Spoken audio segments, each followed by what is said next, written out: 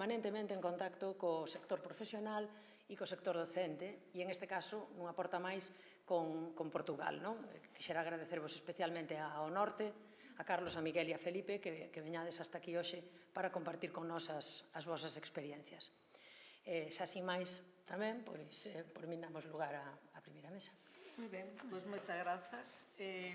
Deixamos aquí na mesa José Manuel Sanz para o primeiro relatorio. Eu, disculpen, porque teño que ausentar agora mesmo e durante todo o día, ademais. Sí, estou acompañado. Gracias por estar aquí.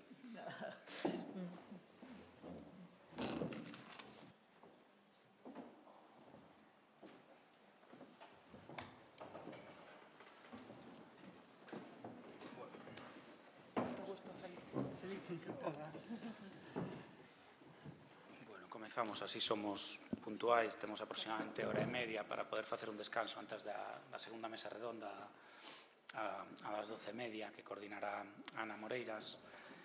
E nada, vamos a xa enlazando directamente porque, bueno, víchedes que o título da mesa redonda que temos agora é Educación Audiovisual na Universidade, da Educación Artística e Industria. A isto me refería na introducción cando falaba da necesidade de comunidades fortes, en certo modo, de procesos de alfabetización por un lado e da educación profesional por outro. Esa idea que se esbozou tamén da cultura de base e que ten que ver tamén con, eu creo, sempre se pon de exemplo, teño por aí o libro de Alain Bergalá, o clásico, pero creo que hai unhas dificultades, se ven noutros lugares hai certa tradición e hai toda unha corrente de legitimación da pedagogía do cine. No noso caso, creo que hai certas dificultades de asentamento no ensino do cine.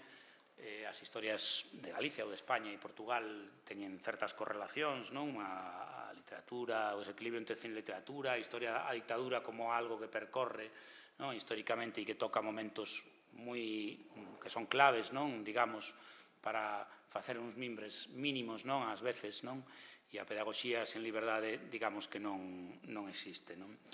E logo, unha cuestión que comentaba así de refilón antes, que é esa xustificación temática, esa sorte de pediatría do cine, que eu creo que ten determinado a anulación do debate formal ou, digamos, reducir prácticamente ao ámbito profesional o recoñecemento e coñecemento desa linguaxe, por decirlo de alguma maneira. Entón, digamos, aquelo que é susceptible o obxecto de estudio na segunda mesa redonda é, curiosamente, o que ten históricamente máis problemático. Tengado o traballo, Ana, así para que se convirta nunha mesa máis complexa. Creo que o cine, pese a todo, e iso así como introducción, logo para darlles pé, a estrutura que xa comentaba con eles sería ir, facendo algunhas preguntas, pero con absoluta liberdade, se van xurdindo logo temas ou se van entrelazando, pois maravilloso. Eu quería contextualizar tamén a nosa época con algúns conceptos que creo que son indisociables da educación e que poden, de distintas maneiras, intentar, polo menos, contribuir á linguaxe. Creo que no cine, a pesar das moitas carencias históricas, pedagóxicas, hai un componente de dinamización ou de entusiasmo implícito, que é a súa propia esencia. Leva implícito, e aí a apelación a Bergalá, ese componente de aprendizaxe, a idea da transmisión, do pasador, que, de alguma maneira, fabrica xa unha historia de relevos constantes, de un aprendizaxe que, en momentos, segundo, digamos, os distintos contextos polos que pasa a historia do cine e da conglomerado audiovisual, casi diríamos, pois vai ter, desde unha difusión máis mediática, máis familiar, quero dicir, distintos esquemas, e sempre coa parte da práctica fílmica, o cine tamén como aspiración, como ilusión. Eu creo que hai varios conceptos da nosa época que poden ser, nese sentido, útiles. Un é o propio do algoritmo, que tanto se fala, outro ten que ver hoxe con como opera a intelixencia artificial, e outro que ten que ver coa propia regulación, e co papel institucional. Eu creo que hai varias cuestións aí, e vou facendo premeditadamente unha sorte de mezcladillo, de collage. Creo que, permitideme, xa os que me coñecen saben que eu mesturo, digamos, o sociopolítico histórico, porque creo que condiciona e algo, ademais, do custe e do alcance tecnolóxico tamén, non só narrativo que ten, por exemplo, o cinema, non? O algoritmo ven ser como as necesidades creadas que plantexaba Marx, de alguma maneira, non? Hai unha idea que pode xogar contra a creación máis heterodoxa e contra a variedade e a pluralidade formal e, de alguma maneira, é algo que os pedagogos non estades obligados a casi como elemento de confrontación, non? Frente ao algoritmo, non? Ou esas necesidades a veces impostas, a idea de como xerar, non? Un enorme catálogo moito máis plural e que implique outros camiños posibles, non? Creo que isto é importante, xusto por esa idea de variedade e pluralidade, non? Isto nos leva a un segundo aspecto que vai vinculado. Como se degusta hoxe o cine, como se disfruta, non? E aí chegamos ao tema de plataformas. Permitídeme que, supoño que por deformación profesional, case sempre vais a ir a palabra cine, non vamos a estar todo o rato aludindo non a todas as prácticas posibles ao redor e vamos a enmarcalo de alguma maneira, aunque logo evidentemente teñen moitas diferencias. Creo que aí no universo das plataformas nos atopamos problemas parecidos tamén, non? O algoritmo, o paternalismo, que plataformas poden ter procedementos diferentes, eso pode ser susceptible de debate logo, non quería poñer exemplos agora, e logo a propia vida das salas que ten que ver co componente industrial do cine e cos propios elementos de distribución e demais, que isto se pode falar perfectamente na mesa tamén, non? Pero, bueno, permea esa idea, non? De que a cultura non se limita a ser un produto de mercado e iso que compartimos moitas das que estamos aquí e que ten esa parte importante. Outro día estaba nunha mesa, a fin de semana pasada, de soberanía tecnolóxica e saiu unha confrontación casi entre a inteligencia artificial desde o ámbito privado e o público que me pareceu bastante suxerente e casi, precisamente porque se falaba do roubo, me levou a roubar ou a apropiarme da idea, non?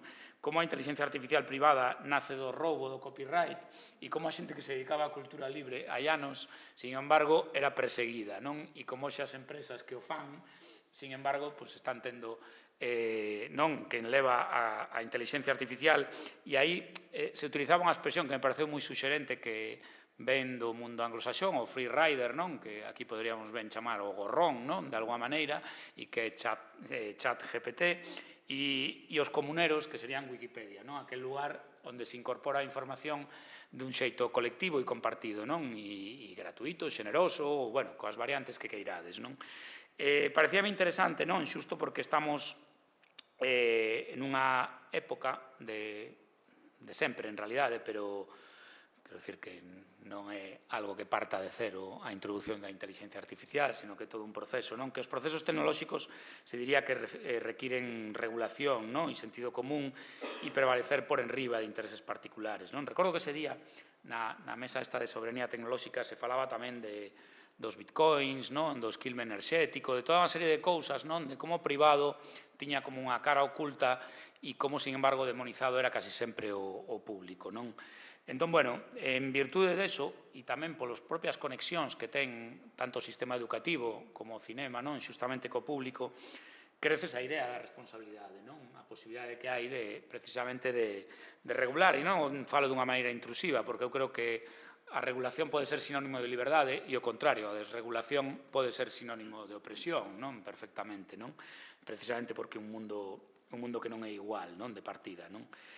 E, bueno, quería deixar caer así un pouco todas estas cuestións porque me parecía que ese plano sociopolítico é fundamental, non? Para comprender a nosa realidade de cambios tecnolóxicos, pero tamén da propio sistema educativo e como condiciona a propia pedagogía, non? Do cinema e do conglomerado audiovisual. E, sin máis, paso ás intervencións dos poñentes. En primeiro lugar, temos a Dolores Meijomín, traballa en políticas públicas na Xunta de Galicia desde 1994, desde 2005 vinculada ao audiovisual e desde 2013 coordinadora da política audiovisual da Axencia de Industrias Culturais, da AGADIC, compañeira e cómplice en bastantes momentos, ademais, non? E, bueno, nese deseño de políticas públicas eu creo que está o que é unha das claves, non? Do que podemos falar nesa relación entre a educación e a industria, non? E como poden servir as administracións e as institucións públicas ou mixtas, non? Como punto de asidero, non? E tamén de interlocución, non?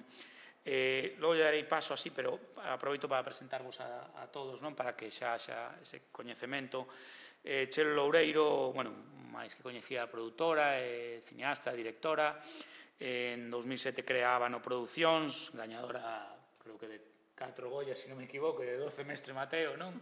Cando me haches o currículum era 11, pero desde entón xa 12, non? Con títulos, bueno, que van de Valentina, as producións de Alberto Vázquez, non? Como Unicorn Wars, ou, bueno, incluso traballos que eu creo que é moi estimable, moi loable, non? Financiar, como de Martín Romero, non? To Wear, Not to Wear, e que vinculada a un mundo específico como é da animación, xustamente tecnolóxico e que require procesos de aprendizaxe específicos, pois, bueno, que nos parecía, polo seu perfil, ademais, non, persoa comprometida, non, e que participa, ademais, do ámbito asociativo, corporativo, profesional, non, desde hai moitos anos, como tamén fundamental, non, a súa presencia. E, por último, Felipe Torres, un xornalista, cineasta... Felipe Guerra, perdón, dixen Torres. Felipe Guerra, quizáis quería omitir a palabra sin querer. E xornalista, cineasta, non, que desde Brasil, desde Portugal, se non me equivoco, desde 2019, non, moi vencellado á Asociación ao Norte, non, a Asociación de Produción, Animación Audiovisual, pois forma parte dun equipo de formadores, non, que vehicula ou dirixe, coordina, non, diversos proxectos, non, como Cine Poesía, os Lumière, na aula, Un Minuto un Filme, non, que se foron desarrollando durante todos estes anos e que, bueno, que son fundamentais, non, para ver esa relación tamén entre a formación e esa maneira de dirixirse aos profesionais da industria propiamente do cinema, non, como formador, pero tendo en conta, ademais, esa idea directamente vencellada á práctica fílmica, non? Con cada un deles falaremos de temas que lles competen, digamos, non, máis desde a súa respectiva función ou a adscripción profesional, pero, bueno, hai algúns temas, sen dúbida, non, que eu creo que son compartidos e que creo que tamén hai unha parte interesante, non? Si ven pola tarde, parecería que é o lugar das experiencias. Eu creo que, efectivamente, sodes persoas que acumulan moitas experiencias e nese reconto, non, de experiencias e de exemplos creo que tamén vai ser moi útil, non, para todas as persoas que nos estades escoitando aquí presencialmente ou na súa casa, non? Empezo con Dolores, obviamente, co que apuntaba, non, esa idea do papel institucional, non? Que relación detectas ti, despois de anos deseñando políticas públicas, participando, axudando a planificalas, que detectas ti ou que papel pode ter a institución nesa relación, non, entre a formación e a industria e, bueno, da xeito máis amplo e como queras falar, digamos, dunha cuestión de por sí rica e con moitas aristas, non? Moitas aristas. Despois da presentación de Sande da intervención, eu casi vou pedir disculpas porque a miña visión é absolutamente pragmática, entonces vaime tocar aterrar e ir ao día do que é o meu traballo e a miña labor na Axencia Galega das Industrias Culturais. Entón, sí, efectivamente, hai unha política audiovisual que se trata de deseñar e planificar, pero aquí Sande compañeiro, Mónica, que a estou vendo aí tamén é compañeira, pois somos conscientes de que moitas veces menos do que nos gustaría, pero porque os tempos, os medios, as estruturas, pois non nos lo posibilitan. Entonces, bueno, empezaría por decir que a veces facemos o que podemos, pero sí con unha sensibilidade, con unha preocupación, tratando tamén de coñecer e facer unha ponte entre, bueno, distintos puntos, entre a cultura de base, as asociacións, os colectivos, sobre todo os colectivos representativos do sector, digamos, o sector ou a industria, como queiramos decir, unha ponte tamén hacia, pois, os destinatarios, non, das obras que xurden, se producen ou que contribuímos a impulsar, e unha ponte tamén entre outras institucións e outros departamentos de administración que tamén teñen que ser sensibles a certas casuísticas e certas necesidades. Entón, empezaría por decir que a nosa política audiovisual, si realmente falamos así xa dun conxunto de medidas que aplicamos no día a día, prácticamente se realiza a través de liñas de subvencións. É dicir, estamos ahora nun momento no que hai, anoteinas porque a veces non as recordo todas, que temos abertas, bueno, pois liñas que van enfocadas pois eso, ao impulso, ao desenvolvemento de proxectos, á produción de proxectos. Temos liñas que van relacionadas, bueno, que para fomentar non tanto para fomentar, pero sí para axudar a consolidar aqueles eventos relacionados co cine, co audiovisual en xeral, como son os festivais de cine. Hai unha liña nova que está moi vinculada coa formación que é de laboratorios e residencias de creación e desenvolvemento de proxectos. Sacamos este ano, bueno, intentamos, estamos aí, conectar co mundo dos videoxogos tamén, porque é un ámbito que non sabemos se directamente aplica ao audiovisual, pero realmente son industrias culturais que temos que amparar, coidar e promover. Hai axudas a cines tamén, a salas de cines, igual estou xa mezclando demasiados procesos. Temos unha axuda tamén interesante que penso que non vai tan relacionada co investimento que supón, sino cos resultados, que é unha liña de internacionalización para promover que tanto autores e autoras como produtores poidan primeiro asistir con certa axuda a aqueles eventos nos que as súas obras resultan seleccionadas, a festivais, a premios e demais, pero tamén a mercados. E a mí esta é unha clave que me parece sempre a saco en calquera momento, porque sempre me parece fundamental.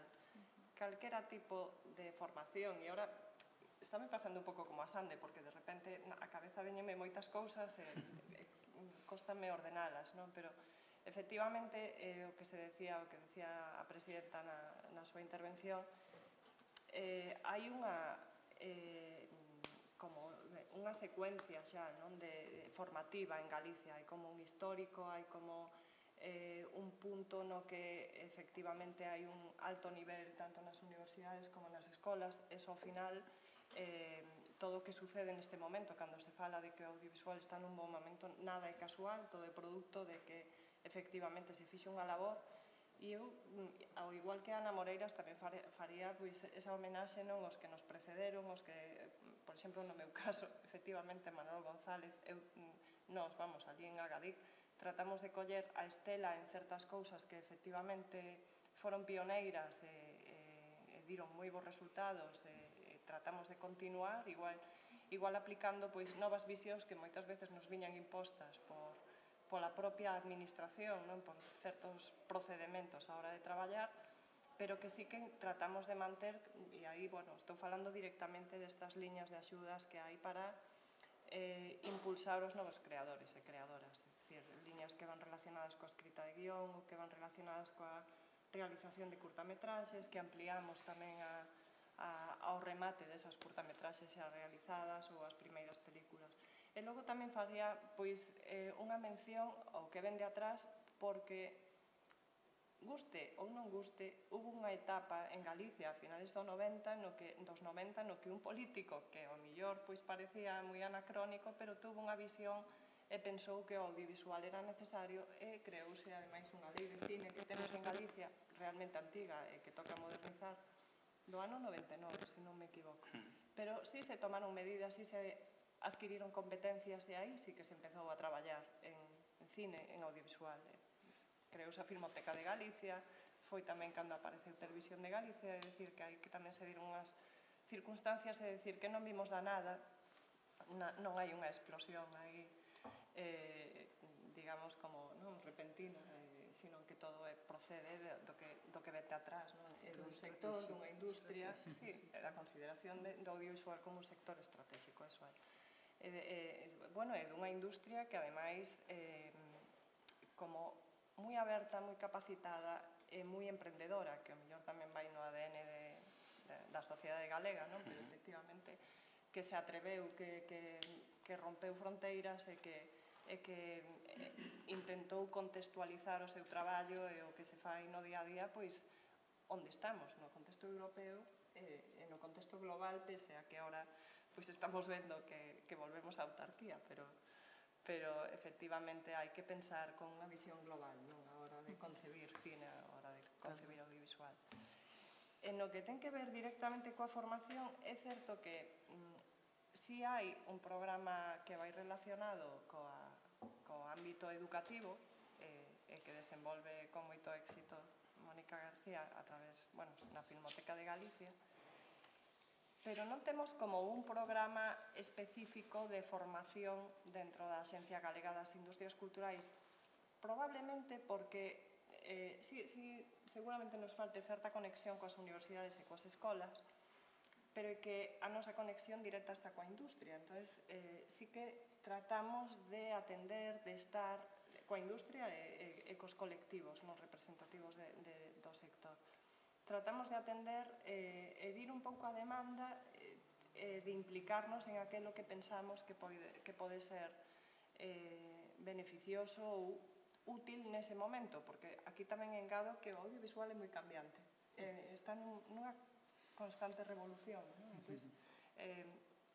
Tamén non traballamos con parámetros estáticos e que nos sirven ao longo de moitos anos. De repente, se hai que virar, se hai que modificar, se hai que mellorar, pois estamos como tratando, e que isto moitas veces se queda no intento, pero tratando de estar atentos e de aplicar novas medidas.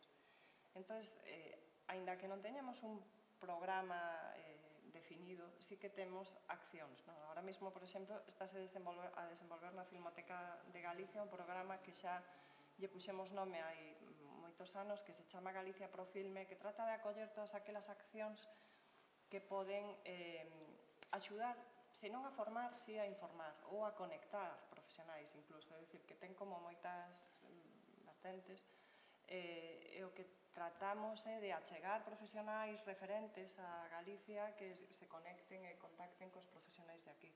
Neste momento estamos levando a cabo, Mónica realmente está coordinando os luns na Filmoteca e van como moi enfocados a esa parte do proceso final, que ten que ver coa difusión, coa promoción e coa distribución. Entón, vimos de contar co director do Festival de Valladolid e ora, próximamente anunciaremos novas intervencións. E aquí xa non é só o que estas persoas poidan decir, sino a posibilidade de fomentar o encontro e o acceso a este tipo de profesionais. Si temos tamén actividades formativas periódicamente, si que intentamos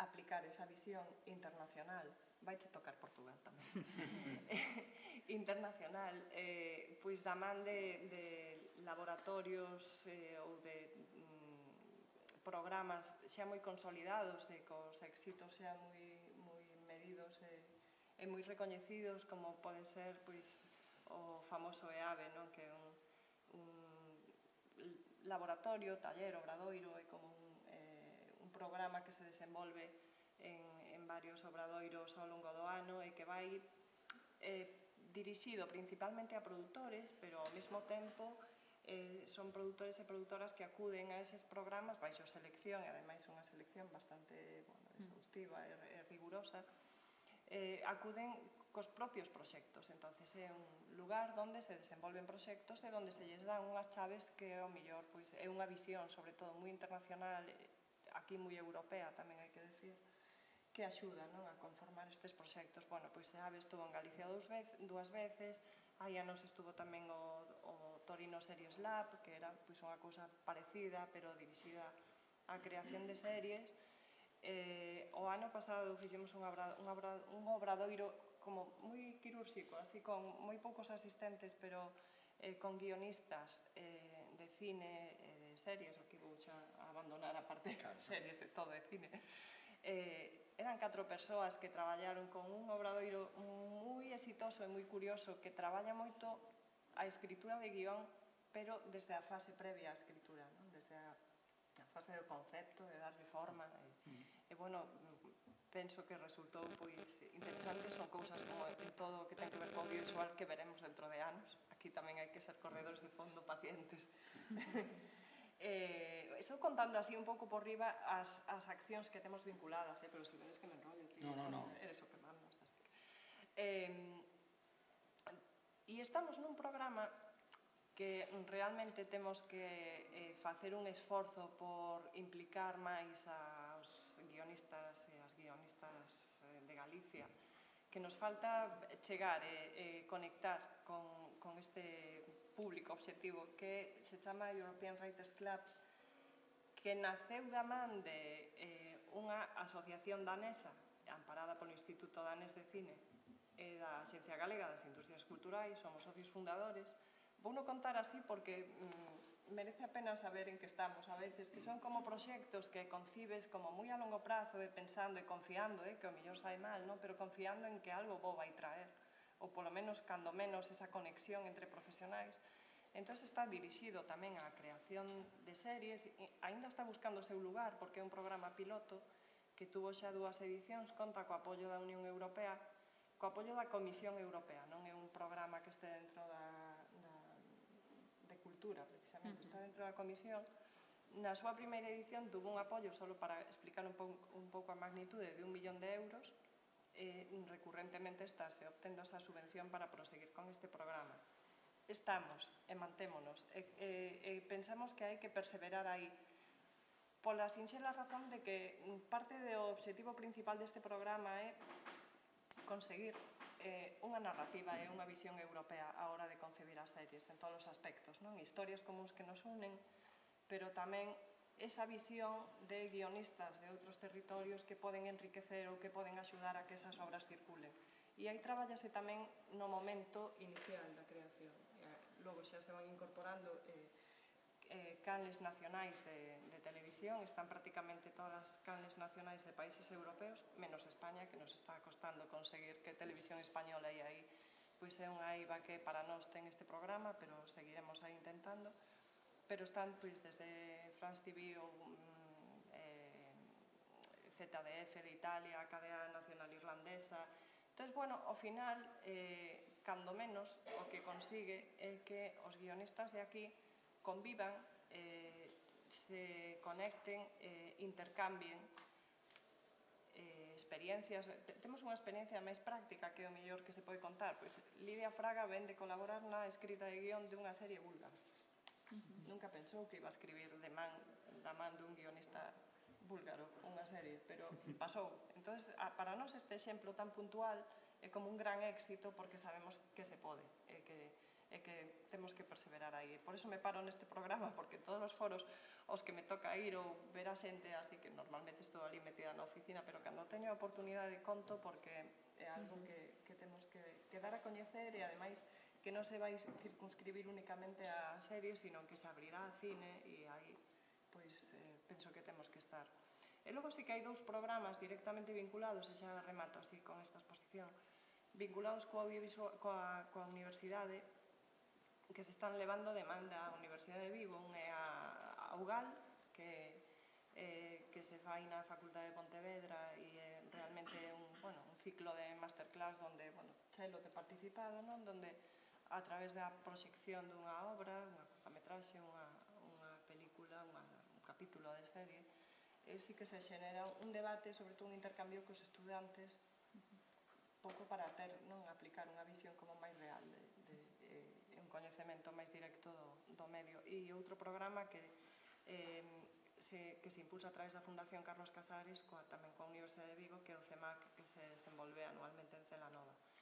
E creo que non me estou deixando así como máis accións, pero sí comentar que dentro das liñas de subvencións de producción hai como obriga de contratar profesionais en prácticas, eso sí o practicamos, e despois si temos en conta con reforzo de puntuacións e cousas similares a contratación e o contar o impulsar a novos talentos, é dicir, cando o guionista é novel ou director, directora, pois eso é un reforzo, tamén un aliciente para as produtoras que moitas veces xa de por sí teñen esta iniciativa. Chelo Loureiro sí que se pode presumir de ser unha gran descubridora de novos talentos porque sempre está aí pendente das novas propostas, pero desde a administración o que tratamos tamén é de animar, que é o que se fai a través das liñas de subvención, que eu creo que a primeira vez que intervín públicamente estando na GADIC dixen que a política audiovisual que se pode deseñar perfectamente a través de liñas de subvencións, e así o que pasa que, pois aí estamos a veces coa sensación de que se tapamos a cabeza destapamos os pés, pero sí que intentamos a través de aí. Creo que, a partir de agora dialogamos. Eu tamén veño con esta disposición a escoitar e a coñecer novas experiencias e a reflexionar, que supoño que é o que se trata. e tamén, obviamente, as persoas asistentes, calquera dúbida, cuestión que querades formular. Claro, falabas, efectivamente, que unha industria cultural non xurde da nada, esa consideración de sector estratégico que se establece nun momento determinado, por exemplo, no caso galego, coa creación de todos os organismos autonómicos que coñecemos, e no ámbito educativo, que algunhas experiencias refírense xustamente no texto introductorio que tedes todas desta xornada, se fala o xurdimento da Escola de Imaxe Son, de moitas experiencias máis de base ou vencelladas á educación, digamos, obrigatoria. Lembro tamén seminarios como o de Cero en Conducta, do CEGAI, do Centro de Galicia entón, e como xurde incluso con aquel casi conflicto localista nos anos 90, as tres universidades galegas que de alguma maneira se especializan, cada unha, Coruña, Santiago, Pontevedra, fan certa división competencial, digamos. Todo isto vai, efectivamente, desenvolvendo unha situación e, claro, falabas xusto como esa industria se vai sofisticando de alguma maneira, ou tendo unha progresión, eu creo que ademais con bastante éxito comparativamente con respecto a outros lugares e comunidades, sen dúbida. E quería aí contigo, Chelo, neste caso, entrar coa idea de animación, que precisamente é un dos ámbitos que históricamente máis representativos ou máis asociados ao cine que se produce en Galicia, pero incluso naqueles primeiros momentos, porque é xusto decilo, para o propio presidente máis duradeiro, Fraga, era un sector estratégico, visual, e ele entendía tamén por razóns históricas a relevancia digamos, da práctica fílmica dunha televisión desarrollada, etc. Como ves ti, digamos, toda esa parte nun lugar tan específico, e non é, enténdeme ben, non é directamente por tildarte así como alguén que está vinculada simplemente a ese tipo de cine, porque ademais tes outras moitas cousas, pero sí que a animación como algo específico e que ademais ten un vínculo especial co ensino tamén, a diferencia de outros lugares, o autodidacta o ten moito máis difícil, ou esa idea de un crecemento, digamos, máis autónomo, e como vincularías precisamente a formación á industria e como foi, desde a túa perspectiva, progresando ou que te pareceu durante todos estes anos? Bueno, efectivamente, a industria da animación agora mesmo sempre falamos de que moitas veces os premios Goya son os que poñen o número, é onde se ve, porque supostamente nos presentamos todas as longametraxes que se producen en España, e entón houbo anos en que non había ningunha longametraxe de animación, polo tanto non había premio para esa película, ou anos incluso que había só unha. Sin embargo, ao longo dos últimos anos estamos vendo como medra o número exponencialmente de proxectos que se están facendo aquí en España. Porque si en España sempre se deu a industria da animación, sempre houve moitos estudios con moita xente, pero que traballaban sobre todo para o ámbito da televisión e sobre todo facendo service. O sea, en Cataluña, por exemplo, sempre se traballou moitísimo e traballando para series e películas, sobre todo americanas, de Hanna-Barbera, Disney e tal, sempre se traballou, pero non con creación local. Entón, quizáis Galicia foi efectivamente en ese momento en que se declarou un estratégico e tamén coa chegada da animación en 3D, ou seja, antes o século pasado a animación era prácticamente manual, e Pixar foi a primeira produtora que con Toy Story marcou unha diferencia brutal, e a animación por CGI, o sea, por ordenador. Isto fixo que, efectivamente, de alguna maneira se democratizou, porque xa se podía facer animación desde moitos sitios, pero tamén se necesitaba unha formación, e a formación a estaban dando as produtoras, porque non había escolas. Empezaron a nacer escolas, incluso agora, dentro das facultades que temos de comunicación audiovisual, na da Coruña, hai un grao de animación 3D e videoxogos. Entón, xa está empezando a haber, incluso, eu creo que hai moitas escolas privadas en toda a xeografía española, con maior ou menor nivel, pero bueno, e xa se creou tamén a UTAD, que é a primeira universidade privada en Madrid, pero é privada, claro, onde se podes estudiar animación como licenciatura. Cal é o problema? UTAD naceu da man de Ilion, que era unha produtora, que é a que fixo Planet, a película de Planet 51, e claro, todo ese alumnado podían facer prácticas na propia película, nas propias películas que a produtora estaba producindo. E isto é o que é moi importante. O sea, hai que tocar, o sea, en este tipo de profesións que son artísticas, ao final, aínda que teñan unha parte técnica, eu sempre afirmo que no cine todo, o sea, sempre perdoade. No cine sempre temos que facer a ficha artística e a ficha técnica. Eu creo que todos os técnicos tamén son artistas, porque de alguna maneira viven nun mundo, no medio dunha arte, que o cine é unha arte colectiva e todos teñen tamén un componente artística marcado moi forte. E a única maneira de verdade de poder demostrar o que tes é na práctica.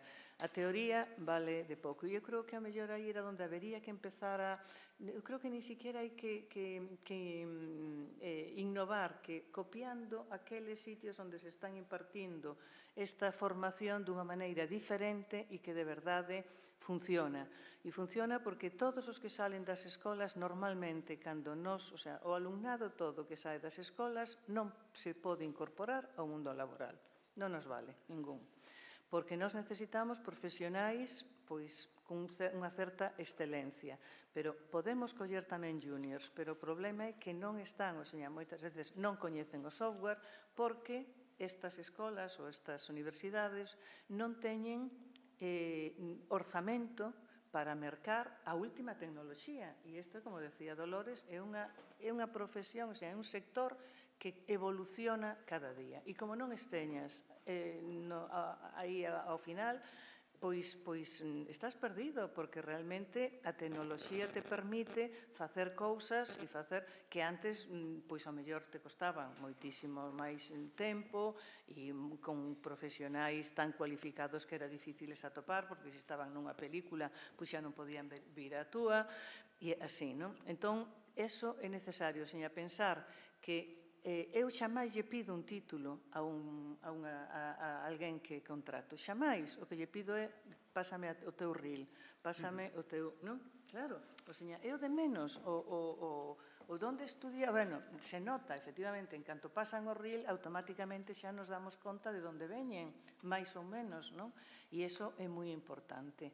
E claro, para poder pasar unha reel teñen que ter esa práctica. Entón, claro, cando non tes os medios, pois é moi complicado. E, sobre todo, por exemplo, Dolores falaba de Galicia Profilme, que está na Filmoteca de Gol. Eu non sei se os rapaces, o alumnado das escolas de imaxe son ou das escolas da Facultade de Ciencias de Comunicación poden acudir, porque o mellor é que parece que son incompatibles, porque como teñen materias lectivas e teñen que facer, pois moitas veces ao profesorado lle resulta imposible sacar o alumnado a cousas que de verdad si son importantes, porque non hai nada, e eu digo sempre, dou algunha masterclass, dou algún seminario, e sempre o digo, de verdade que un euro que teñades no peto, invertidio, non gastado, invertidio en acudir a mercados e festivais, porque é de verdade onde se aprende, é de verdade onde estás en contacto co sector profesional e co sector que é amateur, que está empezando, non? Annecy é o festival de animación máis importante do mundo e que ademais ten o mercado do MIFA.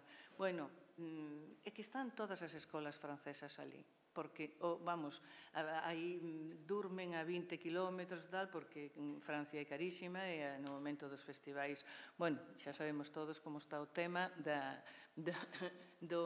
hotéis e tal, pero se montan o que seña, se inventan o que sexa para poder ir, e van profesores e vai ao alumnado.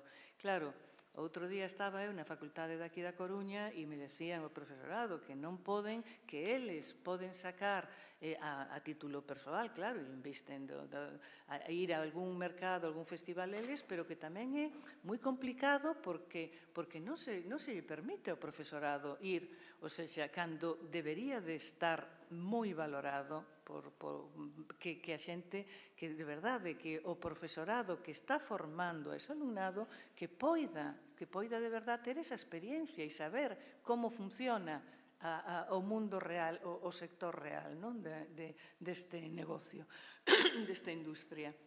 Entón, bueno, pois, por exemplo, aquí xa, o sea, se non teñen para ir ao mellor ni siquiera a alugar un bus para ir desde Pontevedra a Coruña para a Filmoteca, pois xa non quero pensar o que é para facer un traballo, porque en animación sí que efectivamente, bueno, no mundo do cine, todo ten uns custes altos, non?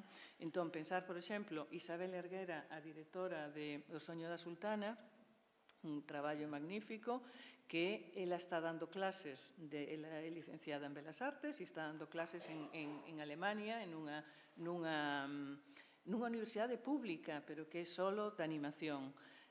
Non hai notas, ou seja, hai 2 grados, maestría ou licenciatura.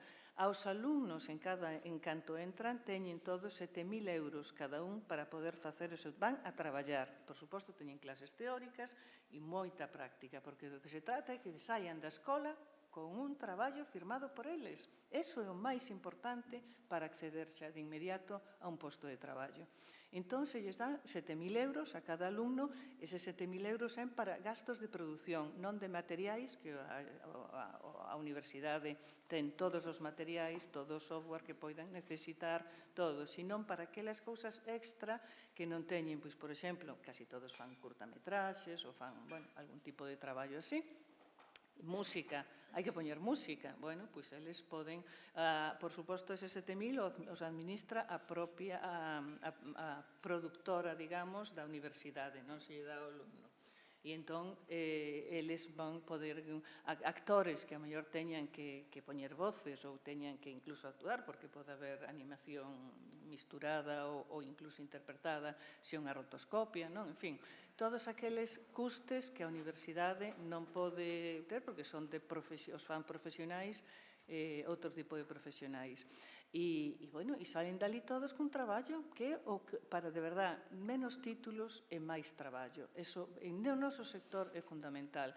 E despois a de licenciatura, hai unhas becas que, ademais, lle concede, son de 20.000 euros, non lle concede, o sea, eles presentan o traballo que queren facer, e unha especie de ICA, a nivel de, son os que lle conceden aos que consideran que teñen unha calidade 20.000 euros para o mesmo, non? Para todo aquilo que non poida atopar na universidade. Entón, claro, son unhas diferencias tan abismales que, claro, eses alumnos salen, eu estou permanentemente en festivais internacionais e vendo pois eso, en Annecy, non? A selección, ou en Cannes, ou en tal, en calquera festival a selección de curtametraxes, e ti ves aí as nacionalidades de quen presenta traballos que ti dis, wow, porque eu sempre digo que en imaxe real, cando ti rodas en imaxe real, si ti tes unhos actores boísimos, e unhas localización, en fin, que se adaptan a esa historia, e unha boa historia, claro, a historia partimos de que o cine son historias e teñen que ser, eso é a base, a boa historia, pois ti podes facer un filme con moita calidade e digamos, sin un gran orzamento, non? De feito, as curtas que se fan, moitas, pois, por eso, se evidentemente queres contar con actores que teñan un caché moi alto, pois a cousa xa é complicada, non? Ou, en fin, calquera dos, ou músicos ou que sexan, que señan xa esteñan noutro nivel a nivel de orzamentario. Pero xente moi boa e xente con talento haina en todas partes e se pode facer. Sin embargo, en animación, non. En animación, eu sempre digo que cada euro que investes se nota, pero cada euro que non investes se nota máis. É así. Entón, efectivamente, a película, por exemplo, que gañou o Óscar, que poden gañar, a de Flow, é unha película lindísima, cunha historia, porque ten unha historia fermosísima, pero aí se nota que non houve cartos. Ao final, efectivamente, ti dis, bueno, suplímolo porque a historia pois xa está, cumple, e deso se vai o cine, non? Pero efectivamente unha película de Lituania sin, o señor sin, con pouquísimo orzamento, e eso se nota moito, non? Claro, eso se nota porque despois, cando ti vas a vender, pois non a podes vender igual, non se vende igual, porque todo o mundo compara, bueno, pois cos da meca do cine, que son as mellores americanas, verdad? E que efectivamente ti ves unha peli de Pixar e dis, bueno, pois que o orzamento solo desta secuencia, esta secuencia é máis cara que toda a miña película. É así. Entón, bueno, que eu non sei se falei do que quería.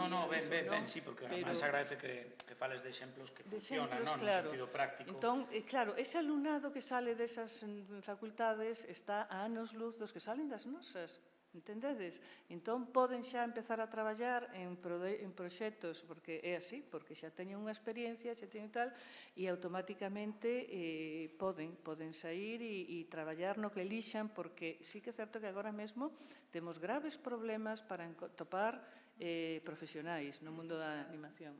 Sí, en xeral, no mundo do cine en xeral, está habendo, non sei se un pouco un over demasiadas,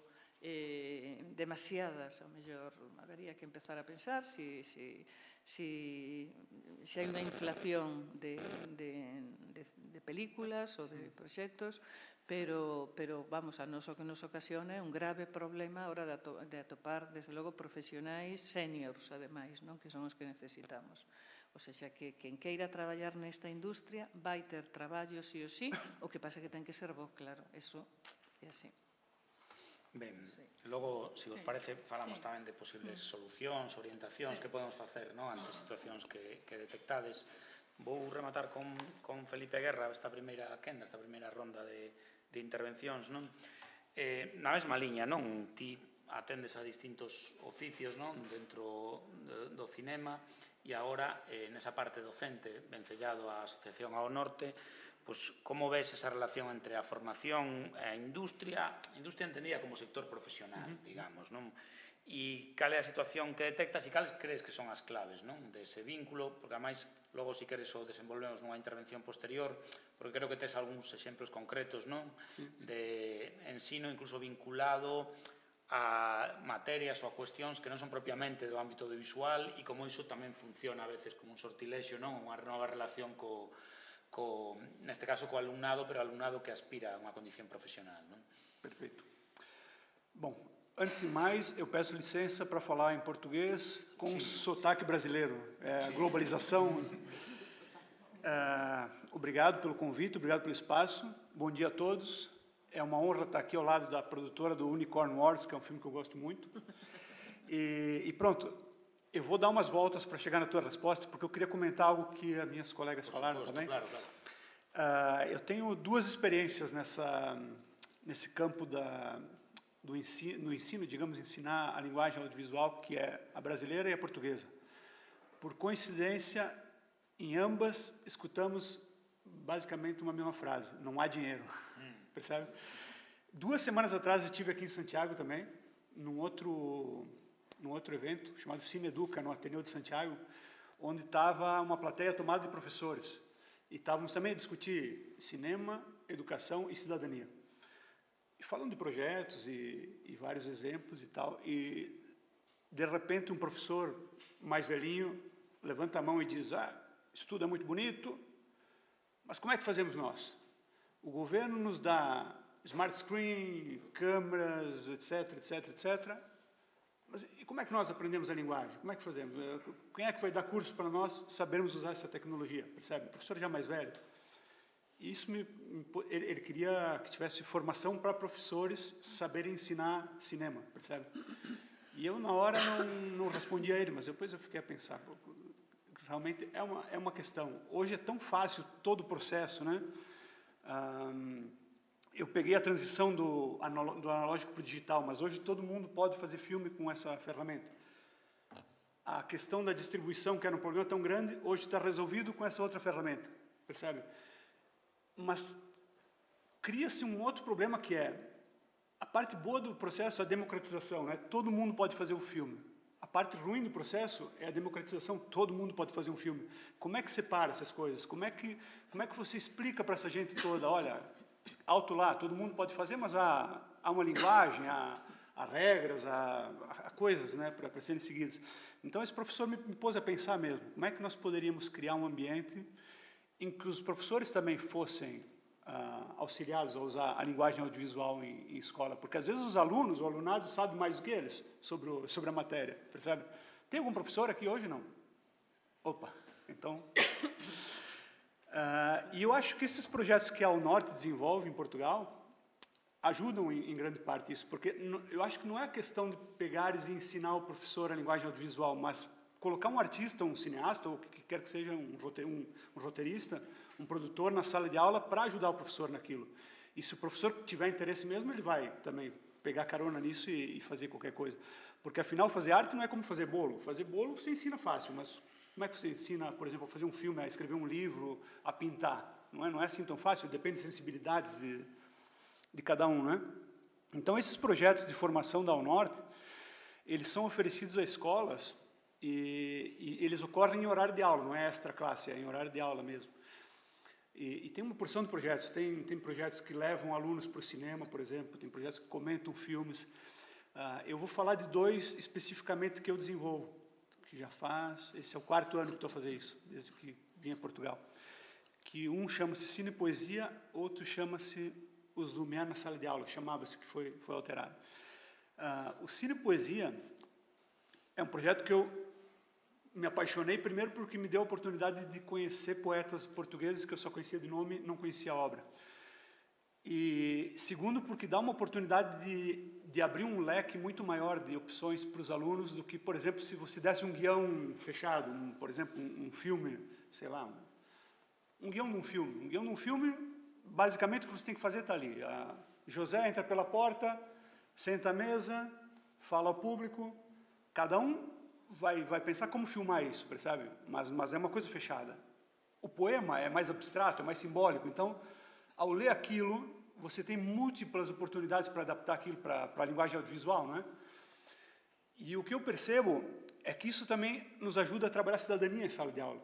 Porque com poemas de, sei lá, Fernando Pessoa, Luiz de Camões, que foram escritos, às vezes, centenas de anos atrás, você ainda pode trazer para temas muito atuais, entende? O Camões nunca escreveu sobre bullying, mas você pode adaptar textos dele para uma realidade atual e falar sobre bullying usando o texto do Camões, entende? O Fernando Pessoa nunca escreveu sobre relações possessivas. Você pode adaptar isso hoje. E isso que eu acho incrível, os alunos, eles já têm uma noção muito concreta da produção de cinema, porque eles estão a filmar com isso todo dia, praticamente. Quando eu entro numa sala de aula, a primeira coisa que eu pergunto é: quem aqui já fez um vídeo? Todos levantam a mão. Quem tem canal do YouTube? 80% levanta a mão. Quem está no TikTok? 50% levanta, sabe? Então, há uma produção muito grande, mas eles precisam ser direcionados, né? Como é que você usa essa ferramenta exatamente? Porque, vejam bem, não estou dizendo que eles não conhecem as coisas. Eles não conhecem as coisas pelo nome, às vezes, sabe? Por exemplo, se você falar em contre-plongé, plano americano, eles não sabem o que é. Mas se você falar filmar de baixo para cima, filmar da barriga para cima, eles sabem, entende? Um dia eu estava a fazer um projeto e eu disse: olha, tu passas da frente da câmera, que depois eu vou cortar para outra cena. E a menina falou: que nem no TikTok, percebe? A transição. Então, eles sabem do que a gente está falando, mas eles não sabem pelos termos certos. Às vezes a gente tem que também falar a língua deles, entende? Mas acho incrível, assim, que eles já têm um conhecimento muito grande. Porém, eles ainda se espantam com muita coisa, e eu acho que é aqui que temos que chegar. Como ensinar a linguagem audiovisual de uma forma mais correta na escola, né? Eles ainda se surpreendem com o fato de que você pode filmar fora de ordem, por exemplo. Que na montagem, depois, você vai dar um sentido para aquilo. Eles não conseguem entender isso de primeira. Então, eles querem filmar cenas na ordem que acontece no guião, sabe? Eles dizem: não, gente, vamos começar por aqui, não. E depois, sabe? Outra coisa que eles não entendem é a questão do plano de detalhe, às vezes, sabe? Por exemplo, um dia eu estava a mostrar um filme que filmamos, estava lá o rapaz a falar com a menina, e de repente aparece um plano de detalhe de uma mão com uma flor. E isso eu filmei eu em casa, porque não tínhamos filmado na escola. E eles: quando é que fizemos isso? A gente não lembra, sabe? Eu disse, não, isso eu filmei em casa, é a minha mão e tal. Oh, sabe, ficaram surpresos. Eu disse, comecem a reparar agora nos filmes, quando vocês forem ver, quem é que diz a vocês que aquela é a mão do Tom Cruise? Ali a escrever, se é só a mão, percebe? Quem é que diz que aquele é o corpo da Julia Roberts, percebe?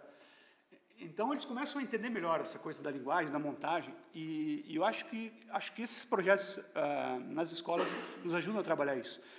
Então o Cine Poesia consiste nisso, basicamente, é pegar um texto poético, né, e em 4 encontros, que é um tempo muito curto, mas está a correr muito bem, a gente primeiro trata da teoria, da linguagem cinematográfica, da adaptação, por que a câmera está aqui e não ali, o uso das cores, o uso da música, que eles gostam muito de entender isso. Que idades têm os alunos? São alunos a partir do 2º ciclo, são do 7º ano até o secundário, mas também abrimos para o ensino superior, é aí que eu ia chegar depois. A partir de 12 anos. Isso, digamos. por aí. Sim. Eu tentei já fazer alguns projetos com mais jovens, mas é muito disperso, muito barulhento e não é tão fácil. Né? Tem que ter paciência, Mas também saem coisas boas, já vou chegar nisso também. E depois, as 2 primeiras aulas são basicamente para isso, falar sobre a linguagem e planificar um guião bem rudimentar. E depois a gente filma nos outros 2 dias, sempre 90 minutos, tá? Que é um tempo muito curto para fazer um filme, filmar um curta-metragem de um poema e um curta-metragem de um segundo poema. E depois isso eu monto em casa, eu ponho a música em casa. São coisas até que eu gostaria de poder trabalhar mais com eles, mas falta mesmo tempo e não é tão fácil. Então filmamos na escola e depois eu edito em casa. E tem saído mesmo trabalhos muito bons. Ano passado fizemos 56 curtas, por exemplo, em prazo de 6 meses. Eu acho que é uma quantidade absurda. Esse ano estamos em 44, que eu acho bastante. Assim. E o outro projeto, além do Cine Poesia, até o ano passado era um projeto que chamava Os Lumière na Sala de Aula, que nos dava a oportunidade de trabalhar a história do cinema, percebe? Com o plano Lumière e esses filmes sem som e sem cor. Que eles também gostavam muito desse desafio de tentar contar uma história sem som, né? Mas eu percebi que as histórias deles eram muito elaboradas para o formato, sabe? O formato do Lumière é muito básico. Então, esse ano a gente adaptou o Lumière para o projeto 1 minuto, um filme, para fazer filmes de 1 minuto. Me arrependi um pouco porque dá mais trabalho ainda. Às vezes eles têm umas ideias muito mirabolantes e para cortar isso, a gente filma, percebe? Mas para cortar a ideia para 1 minuto, depois, às vezes tem 100 cortes nos filmes aí. Mas também, eu acho esse projeto particularmente importante porque é a linguagem que eles dominam, é a linguagem da rede social, é a linguagem da internet, rápido, entendem? Eles passam o dia todo a ver, não sei se tem um termo, reels, né? Aquelas coisas de, vê, passa, sabe? Às vezes eu vejo essa gente vendo, eu não sei se eles assimilam o que eles estão a ver, mas eles estão a ver vídeos muito rápido. 30 segundos, 1 minuto, passa para o outro, passa para o outro, sabe? Então, essa coisa do 1 minuto, um filme, acho que se encaixa bem com esse projeto. Agora, para encerrar essa parte da minha... eu falei das crianças pequenas, os ninhos, né? Eu fiz 2 projetos desses curtas do Lumière com crianças bem pequenas. Primeiro, eles não param quietos porque eles querem saber tudo, eles querem mexer na câmera, eles querem, sabe, eles acham que tudo é muito rápido e eles ficam um bocado aborrecidos quando eles percebem que é por etapas, é devagar, tem que ter paciência, tu não vai ver o filme pronto agora, então é preciso ter algum cuidado, assim. Mas eles têm uma criatividade incrível, sabe, que ainda não foi tocada pelas nossas regras adultas e que eu acho, sinceramente, que os professores vão destruindo isso com o passar dos anos, sabe, porque eles têm umas ideias tão, como é que posso, em falta de termo melhor, surrealistas. Eu fiz um filme numa escolinha, numa aldeia, e eles queriam fazer um filme de vampiro, percebe? Me convidaram para interpretar o vampiro, porque disseram que eu parecia o vampiro. Eu disse, olha, achei um elogio, pensando no Christopher Lee, não estava pensando no Nosferatu, mas enfim. Fiz o vampiro, perseguia as crianças sempre pela sala, né? E uma das meninas parava e começava a desenhar num papel. Essa era a história deles. Enquanto eu perseguia os colegas. Lá pelas tantas, o vampiro, que era eu, voltava, a menina mostrava o papel e o vampiro morria. E ele disse, tá bem, o que é o papel? A menina desenhava o sol. Entende? Ou seja, o sol mata o vampiro, mas é um desenho, não é o sol mesmo. Eu disse, opa, mas que ideia incrível, sabe? Estúpida, mas incrível, inocente, digamos, inocente. E eu disse, opa, isso, um professor mal-humorado que ouve uma ideia dessa vai dizer, oh, tu estás louca, não pode, sabe?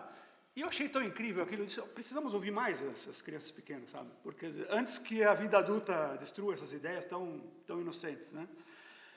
Mas também, pronto, agora, saindo dessa parte mais humorística, também fazemos esse mesmo projeto de Cine Poesia e do Lumière em escolas superiores, aí sim entrando no tema da universidade. No ano passado, eu fiz na Escola Superior de Educação, lá de Viana do Castelo, uma professora nos chamou para fazer esse projeto com mestrandos, alunos de mestrado, mas não de artes, não de cinema, de multimédia, de educação mesmo, eles chamam lá, eu não sei se aqui é creche o nome, para esses estabelecimentos que cuidam de crianças muito pequenas. Educação infantil. Para técnicos de educação infantil fazerem esses projetos cinematográficos. E eu comecei a pensar o que interesse eles podem ter nisso. Depois eu percebi que não, o cinema, na verdade, não é só a questão da arte, a questão do filme pronto, mas ele nos ensina a trabalho em equipa, né? A adaptação a uma coisa diferente, que são coisas que depois, quando você trabalha com crianças, você vai precisar, percebe? Essas coisas todas. A adaptação, a expressão verbal, a expressão corporal. Então, ao ver esses alunos de mestrado, que não tinham, volto a ressaltar, não tinham nada a ver com artes, nada a ver com cinema, fazendo filmes e tentando adaptar poemas para filmes, eu pensei, opa, isso realmente, eu acho que o cinema deveria ser mais trabalhado por outras, sabe? Não apenas arte, mas, sei lá, educação, até educação física, outros tipos de ensino superior, de curso superior, entende? Eu acho que funciona para outras, não é só o sentimento artístico, mas também uma série de coisas. Isso acaba preparando para o mercado de trabalho, entende? Você aprende a trabalhar melhor em equipe, com outras pessoas que você não conhece, você aprende a se adaptar rápido, porque o mundo do cinema, né? Adaptar rápido a, por exemplo, situações desfavoráveis. Quantas vezes eu fui filmar com as crianças, era para ser filmado externo, choveu.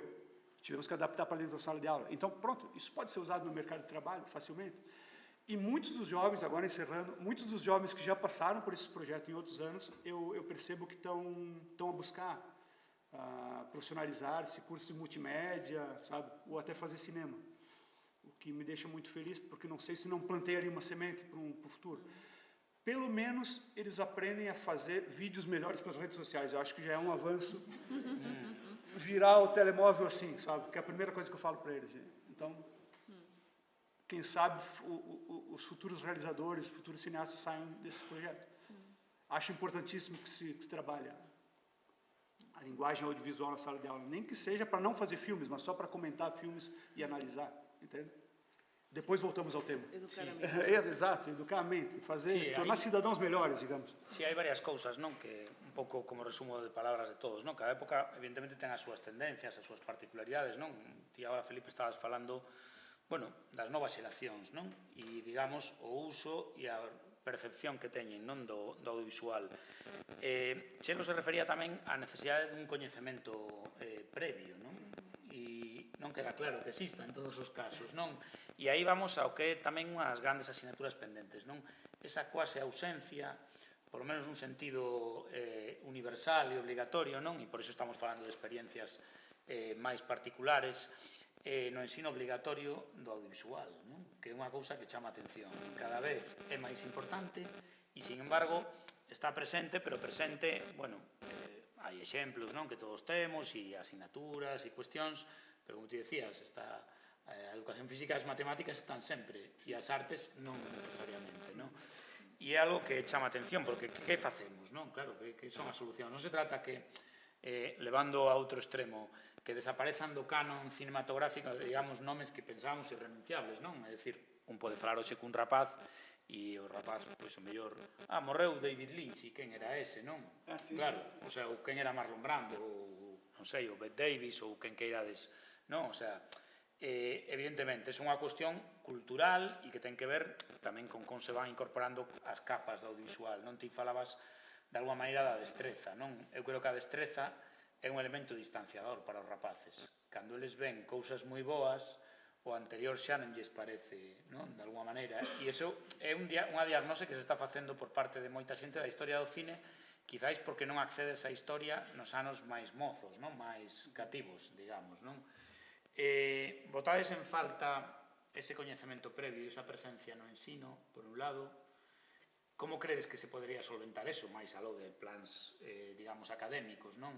De maneira que, digamos, a xente... Claro, por que razóns chega a xente ás facultades? A veces, supoñemos que por razóns anecdóticas ou que realmente é unha profesión con tirón, non? Ou cousas que lles fascinan máis a priori que por un coñecemento real. Bueno, quería ver un pouco que pensades, non, que creo que é bastante útil, non? Que podemos facer ante estas situacións e como se complementa, porque eu creo que son indisociables, non? A cultura de base e a cultura profesional. É dicir, como un chega a unha facultade se non ten un coñecemento previo, ou de que maneira pode desarrollalo se non ten un coñecemento previo, pode ser unha persoa moi talentosa, moi intuitiva, evidentemente, e como se pode subsanar iso. E tamén falabades de, bueno, creo que de programas educativos referenciais ou de experiencias, non? Tamén de que maneira podemos incorporar iso, non? Non só desde as administracións, porque incluso ti falabas de productoras, non? Que se ven na obriga de suplir, digamos, ou a veces o traballo privado, non? Fundacións e demais, non? E que recursos ou que posibilidades vedes, non? Nesa liña de desenvolver para entendernos o sustrato industrial. Creo que a mesa seguinte pertence máis a idea de como resolver, que parece como máis evidente, non? Asignaturas, unha formación constante, non? Nas artes en xeral, diríamos, non? Non que haya lengua e literatura, sino que haxa unha cuestión máis ampla, non? Porque eu creo que os rapaces de maneira moi anecdótica poden chegar a saber quen é Frida Kahlo ou Joan Miró da mesma maneira que a literatura, non? Entón, bueno, o que queira de vos, vamos, que podedes comentar. A min, eu solo comentar que, por exemplo, creo que o comentamos, non sei se onte, de que hai moitas facultades, por exemplo, que se entra pola nota de corte, non? E claro, a nota de corte non é indicativa do talento artístico. E iso é un drama, porque efectivamente a mellor entra xente que non está para nada, porque a mellor eu me encontro con que hai moitísima xente nova que realmente elixe un pouco ao azar, porque non ten unha clara vocación por nada. E entón, bueno, pois, ao mellor o mundo do cine lle parece pintoresco, atractivo e tal, pois vau para lá, non? E resulta que vai ser un fracasado ao final, porque non vai ser capaz de probablemente de facer un traballo sólido, non? E iso debe ser moi frustrante. Entón, eu creo que na Escola de Imaxe son, sin embargo, sí que é por examen de ingreso e desde logo en este exemplo que poñía desta facultade universidade alemana se entra por traballo, ti tens que presentar un traballo e pois hai un comité que é o que decide, entra o 15% dos que se presentan. Por qué? Pois porque efectivamente se busca a excelencia, porque van ter nas súas mans uns bons equipos, un profesorado magnífico e polo menos, pois creo que sí, creo que sería necesario cambiar aí a maneira de entrar nestas facultades, non? Opino iso e ademais introduciría algo máis, parece un drama, non que un rapaz da época actual non saiba quen é David Lynch, pero é que o mellor lle preguntas a un alumno de comunicación audiovisual e non o sabe. Eu sei que hai xente que non o sabe, porque vivino directamente con unha alumna... Eu fago esa proba en canto chego e digo, decídeme un director dunha película de animación en escolas de animación e non saben decir ningún. Aí seguramente, posiblemente nós, estou vendo aquí a xente que todos temos unha idade, todos tivemos unha cultura cinematográfica de man dunha televisión pública. O sea, todos os clásicos cinematográficos que ahora se utilizan como referentes, nos víamolos en televisión española. E despois, a veces, con enriquecemento dun debate, non? Como podía ser a clave que o víamos, pois eu de pequena, pero que te enganchaba, te gustaba, e acababa desenvolvendo, non? Hai como un pensamento tamén, unha actitude crítica. E iso non o hai. Entón, máis alá da dificultade que pode haber agora para calquera neno que non viva nunha cidade máis ou menos grande de ir a unha pantalla cinematográfica, que iso tamén me parece como bastante dramático. Eu sempre poño o exemplo do meu pobo, vivo nun pobo de 20.000 habitantes e non hai cine. Entón, eu coñezo o cine, sei o que era ir ao cine os sábados e os domingos porque ibas pola calle e vías unha cartelera que che gustaba e deixabache entrar a todo, daba igual, se tiñas a idade ou non a tiñas, ti vías todo con 12 anos. Pero que agora non. Eses rapaces xa, ao mellor, hai nenos que nunca van ter esa experiencia. Pareceme absolutamente dramático isto, pero que é así. Entón, síguense producindo películas para cine, para ver en pantalla grande, cando cada vez é máis difícil. Entón, bueno, isto é como unha introducción un pouco disruptiva do que estábamos a falar, pero que quero dicir, estas reflexións levanos a como o que decía Chelo das notas de corte, non, para poder acceder, eu creo que aínda se suman máis cousas. Todos coñecemos a guionistas e cineastas, directores de cine que non proceden dunha Facultade de Comunicación Audiovisual ou proceden dun centro de formación profesional, que aí tamén se está traballando para desenvolver a FP dual, que en algún ámbito do cine é viable, en outros menos, porque se o falábamos, non? As rodaxes, por exemplo, teñen un período moi reducido normalmente, cada vez máis reducido, van a semanas, 4 semanas, 5 semanas, moi difícil desenvolver aí un programa de formación profesional dual, pero sí que proceden de aí moitos destes profesionais.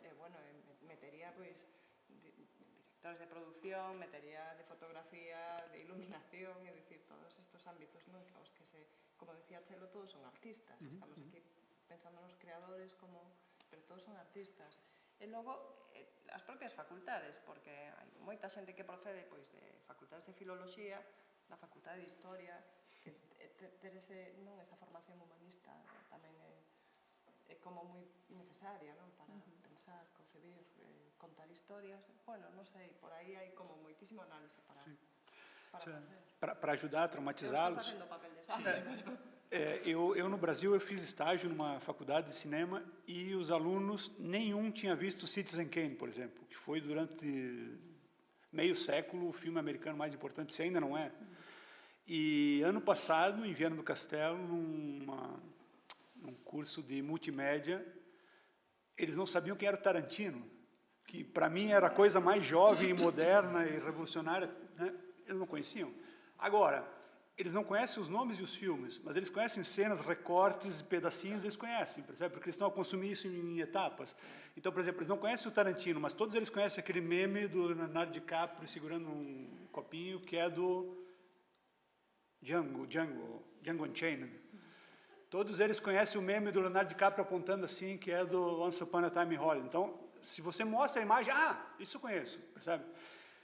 Eles não viram o Titanic do James Cameron inteiro, para vocês terem uma ideia. Eles sabem que o barco afunda e que o Leonardo DiCaprio morre, mas o filme inteiro eles não viram. Então, como é que mudamos isso? Então, a Ao Norte, essa associação onde eu estou a prestar serviço, ela já existe há 30 anos, lá em Viana do Castelo.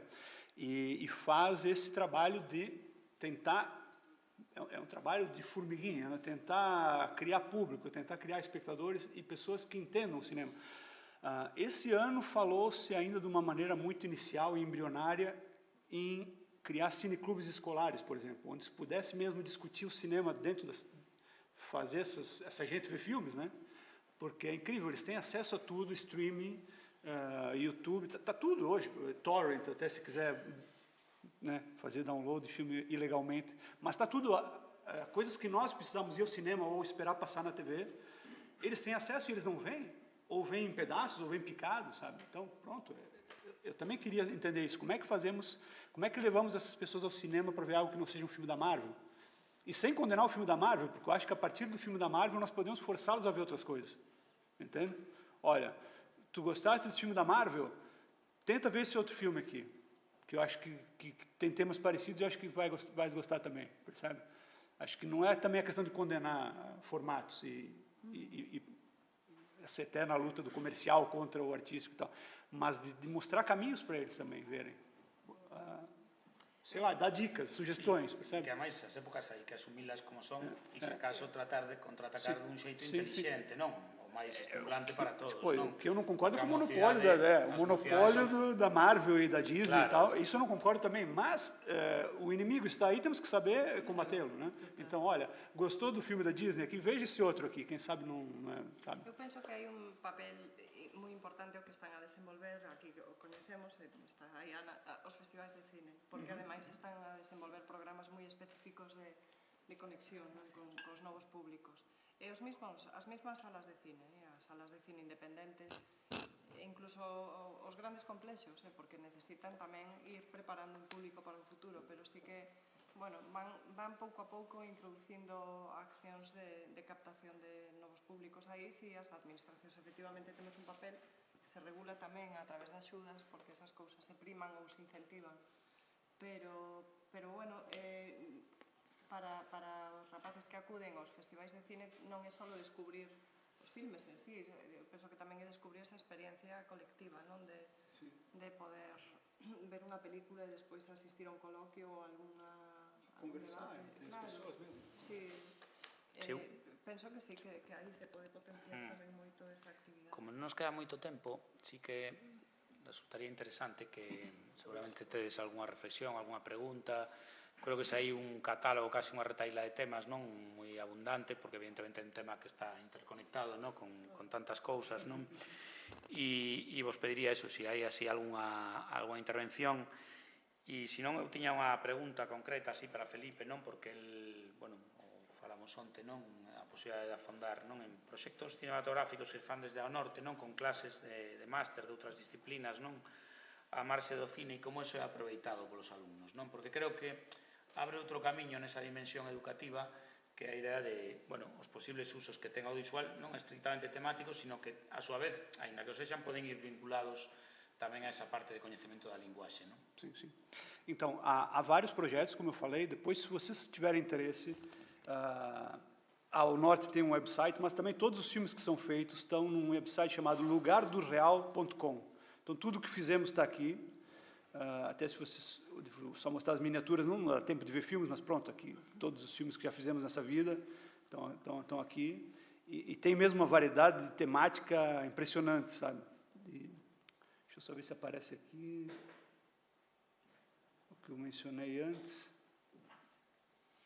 Aqui tá pequenininho, mas sou eu de vampiro aqui com as crianças. É esse filme aqui. Mas, enfim, isso vocês podem explorar, depois está acessível a todos. Pois.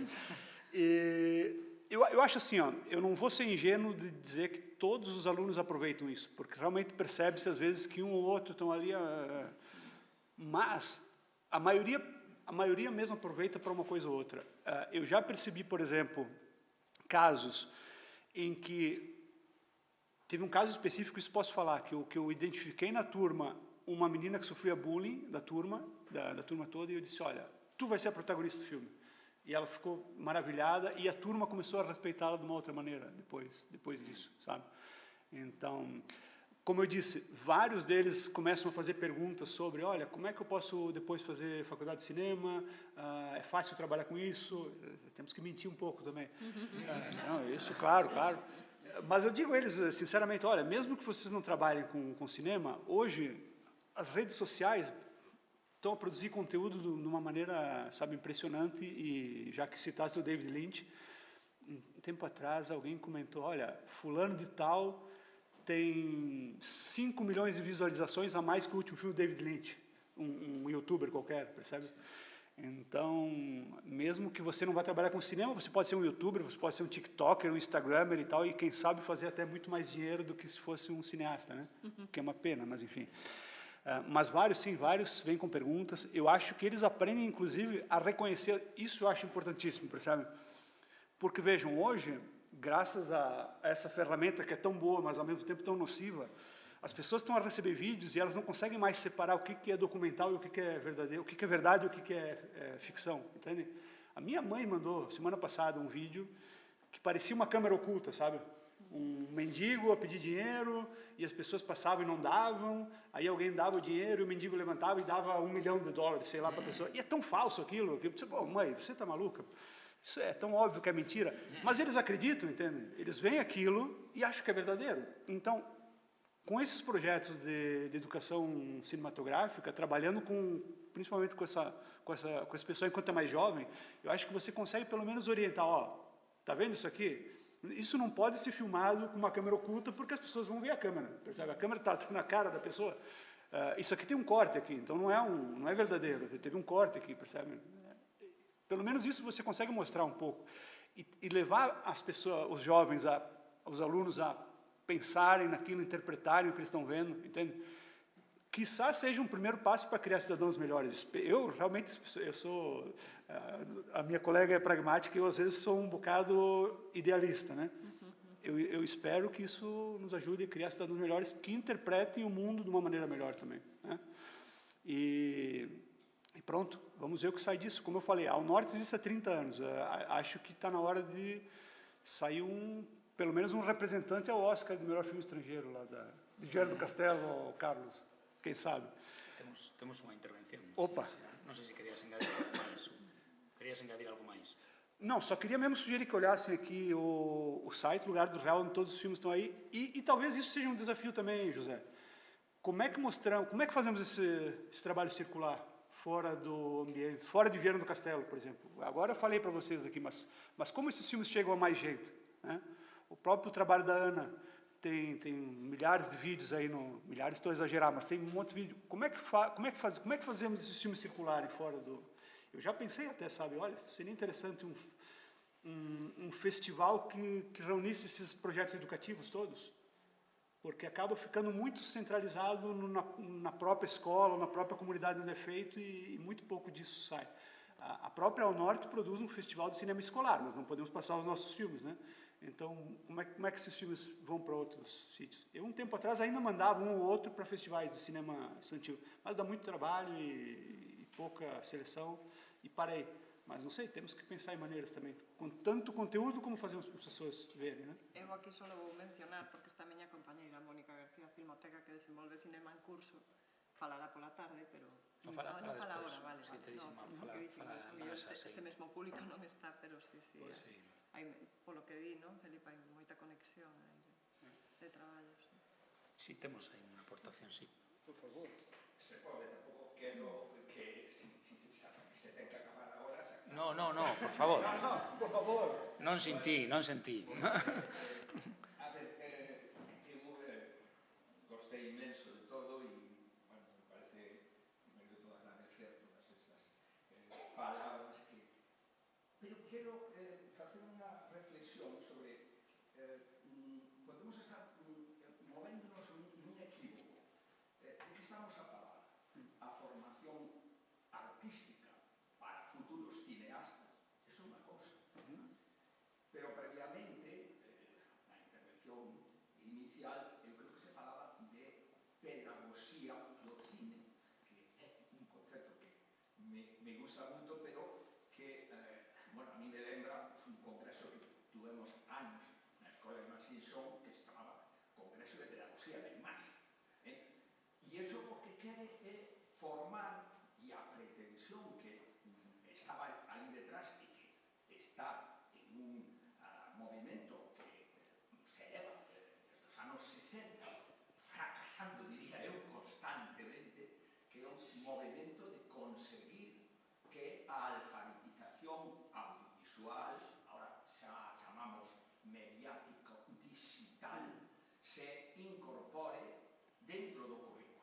E de alguna maneira se incorpora, porque si leemos as últimas leis educativas xa hai unha referencia a eso e hai unha posibilidad, como é a asignatura de comunicación audiovisual, por exemplo, neste momento e tal. Pero eu sempre teño esa sensación de fracaso. Por qué? Porque hai como unha dependencia do voluntarismo do profesorado e non hai, en cambio, pues hai experiencias moi bonitas, pero que, igual que nacen, acaban morrendo cando o profesor se subira, caso de Manolo, non? Cando alguén se cansa por a falta de axuda, por a falta de respostas, non?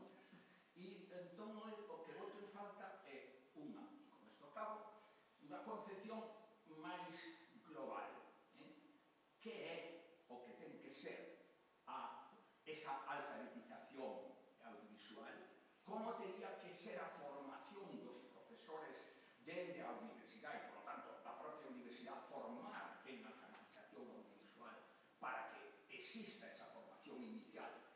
que tenía que ser transversal de todos os profesores e tamén, finalmente, que se formen profesores específicos de materias específicas tamén. Esa me parece que é unha reflexión que, bueno, en este momento falta, non? Na mesa fostes por outros camiños que parecen moi importantes, pero para mí falta esa reflexión e é moi importante. E só como exemplo, non? O que Felipe Guerra estaba ahora propoñendo, non?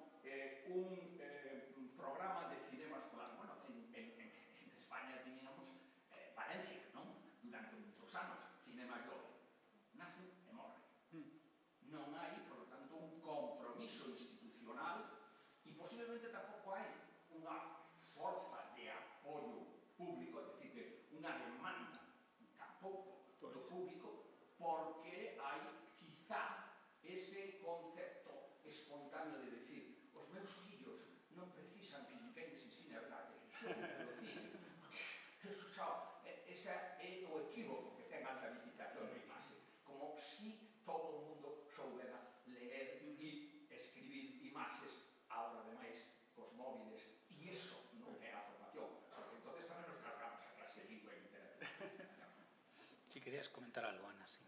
Sí, parece moi interesantes estas cousas que dixes. Se vas a estar na mesa seguinte, seguramente se van a tratar, creo que teñen un debate moi interesante. De feito, todo o que está dicindo Felipe, o vamos a reciclar de novo para seguir. Sí, eu creo que non hai equívoco, non? Que é complementario e que é inevitable que saia, porque é indisociable tamén, non? Eu o que quería tamén era aproveitar, como temos que pechar xa, a presencia de, bueno, neste caso de Chelo, de Dolores, que sodes un nexo con o mundo profesional, con despois, queríamos agradecer profundamente que esteñades aquí. E facemos dos preguntas moi concretas. Un alumna de 16 anos que vai a 17, que vai ir á universidade e quere facer cine, que consello lle daríades? E que quere facer animación, que consello lle daríades? E, por outra parte, alguén que acaba de licenciarse e vai pasar xa ao mundo profesional, que consello lle damos, hacia onde debe mirar, a onde vai a xente da universidade despois? Ti colles o de 16. Bueno, sí, entendo que quere facelo porque gosta e porque non, porque ten esa... desde logo, o que dixen durante a charla, que acuda ao Festival de Cannes, ao festival, aos que teña aperto, que vaya para xuntarse precisamente, para xuntarse cos profesionais e que non paren de preguntar, porque moitas veces se ten unha imaxe como máis poética do que realmente é a realidade. E a realidade, eu sempre digo que é moi dura, porque o é en todas as profesións artísticas. As artes, vivir da arte é moi complicado, en xeral. Pode formarse aquí en Galicia? Hai alguna... Si se quere informar ben, desgraciadamente non é en Galicia, non. Hai escolas... Eu, por exemplo, creo que non teñen que ir á universidade. Creo que todos queremos que os nosos fillos vayan á universidade, pero creo que xa é decimonónico. Ou seja, o que teñen é que ter unha boa formación. E, de verdade, en xeral, xa no mundo empresarial non se piden títulos, se piden, de verdade, home, se a mellor é de Oxford, de Cambridge ou de Yale e tal, pois sí, pois ese título pode valer. Pero do outro, o que se pide é que teñan experiencia. A min, eso, e eu falo con profesionais de moi diferentes sectores, que lles costa atopar cada vez máis, porque o mundo está cambiando a un ritmo moi grande, todas as profesións que hasta agora eran das que había máis traballadores se están desaparecendo, pero están aparecendo moitísimas profesións novas que non hai profesionais e que, efectivamente, como el decía, que moitas veces os alumnos saben máis que o profesor en moitas cousas, eu sei, porque eles están, porque isto é un arma, efectivamente, e o que ten interés, e sobre todo xa non che digo se é un neno pois con algún tipo de altas capacidades ou non, pero que ten un TOC de tipo Asperger, que o que lle interesa eso, nada máis que iso, e sabe todo diso, o sea, e pode, entón está, vamos, o mellor é que se lle poida efectivamente guiar para que, bueno, si isto que che gusta, pero que saiban o que é a realidade. Entón, Para saber o que é a realidade, parece evidente, non, como conclusión, que igual desde cultura e educación se debería de converxer máis e mellor igual en formacións que teñan máis parte práctica. Seguramente, pero mira, eu se estás pensando pois na persoa que é recén licenciada ou que remata nunha escola, eu o primeiro, pero desde un punto de vista do outro lado, do lado da administración, que non estou no terreo no día das cousas, pero si observo que é xente como moi individualista, e logo hai que saber de que estamos a falar, é dicir, podemos estar a falar de creadores e creadoras que teñen como obxectivo fundamental pois facer o seu título, non? Como autores, o seu cine de autor, e destacar, e chegar a un festival, e recoñecementos, e iso é moi difícil. É dicir, é difícil e ademais estadísticamente compróbase que non hai sitio para tantos. Si xa vamos ao tema dos cines, das pantallas e tal, pero non hai sitio para tantos. Entón, se queres vivir desto, eu diría, pois, baixa a area, empápate de todo, métete en... Non hai moito, a filla dunha amiga que rematou comunicación audiovisual tiña dúas opcións, ou facer un máster de produción ou traballar en Bambú. A mí preguntoume, claro, a mellor non lle din o mellor consello, pero dixen, é que eu iría a Bambú, sin ninguna dúbida, porque todo o que che van contar no máster, valo ver aí. Vas a adquirir oficio e, sobre todo, vas a adquirir contactos, vas a ter a quen chamar, vas coñecer a persoa que monta os equipos, que vai ver de cerca se sabes traballar, e se non sabes tanto, sei discreta, pero móvete por ali, observando e aprendendo. Entón, e despois estes foros, como os festivais, vai a todo, sé voluntario, mézclate cos profesionais, fala, que te coñezan. Eu sempre digo que traballar gratis é un máster pagado moi...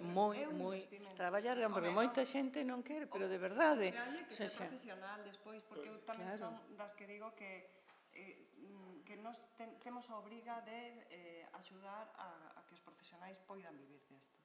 É dicir, non é só facer unha obra efímera e montar unha produtora para facer o teu documental pero como cada vez é máis caro facer cine, tens que coller os mellores. E claro, entón, que pasa cos que pezan? Porque é así, pois os que empezan teñen que facer eses máster gratis. E, desde logo, os espabilados, eu che digo, porque eu collín, vamos, eu collín algún, o sea, eu sempre collo xente en prácticas de animación que me costan cartos, porque teño que darlle un posto de traballo, un equipo, e o supervisor está permanentemente con el, pero que en canto rematou os 3 meses de práctica xa o contratei.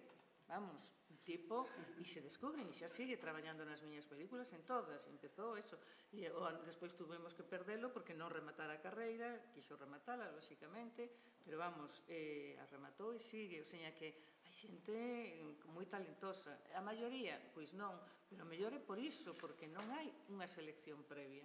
E logo saber en que medio traballas, isto de ir aos mercados, que a veces pode parecer caro, nós aí sí que temos unha liña de axudas para que, pois, se queres producir, no primeiro que tes que invertir é pois ir a Berlín ou ir a Cannes ou meterte nese mundo e sobre todo coñecer en que a magnitude, as oportunidades, porque non é só que chegar ali e que te sintas abrumado, non, é que vas ver que terás moitas oportunidades e sobre todo vas ver para que traballas, o sea, para que queres traballar. E como vas ter que competir, e como te vas ter que desenvolver, porque sí que tamén observamos, pois, sobre todo na parte de creación, moita xente que vive a marxe de todo eso, e é imposible, primeiro, porque é unha actividade colectiva, que xa o decíamos, pero segundo, porque a secuencia de producción de todas as obras é prácticamente a mesma, e non dá saltado esa secuencia. Entón, ir por libre é complicado. Si temos outra intervención, quedan 3 minutos. Eu estudiei comunicación audiovisual, público, evidentemente, unha escola de cine para mí foi impensable pola condición familiar.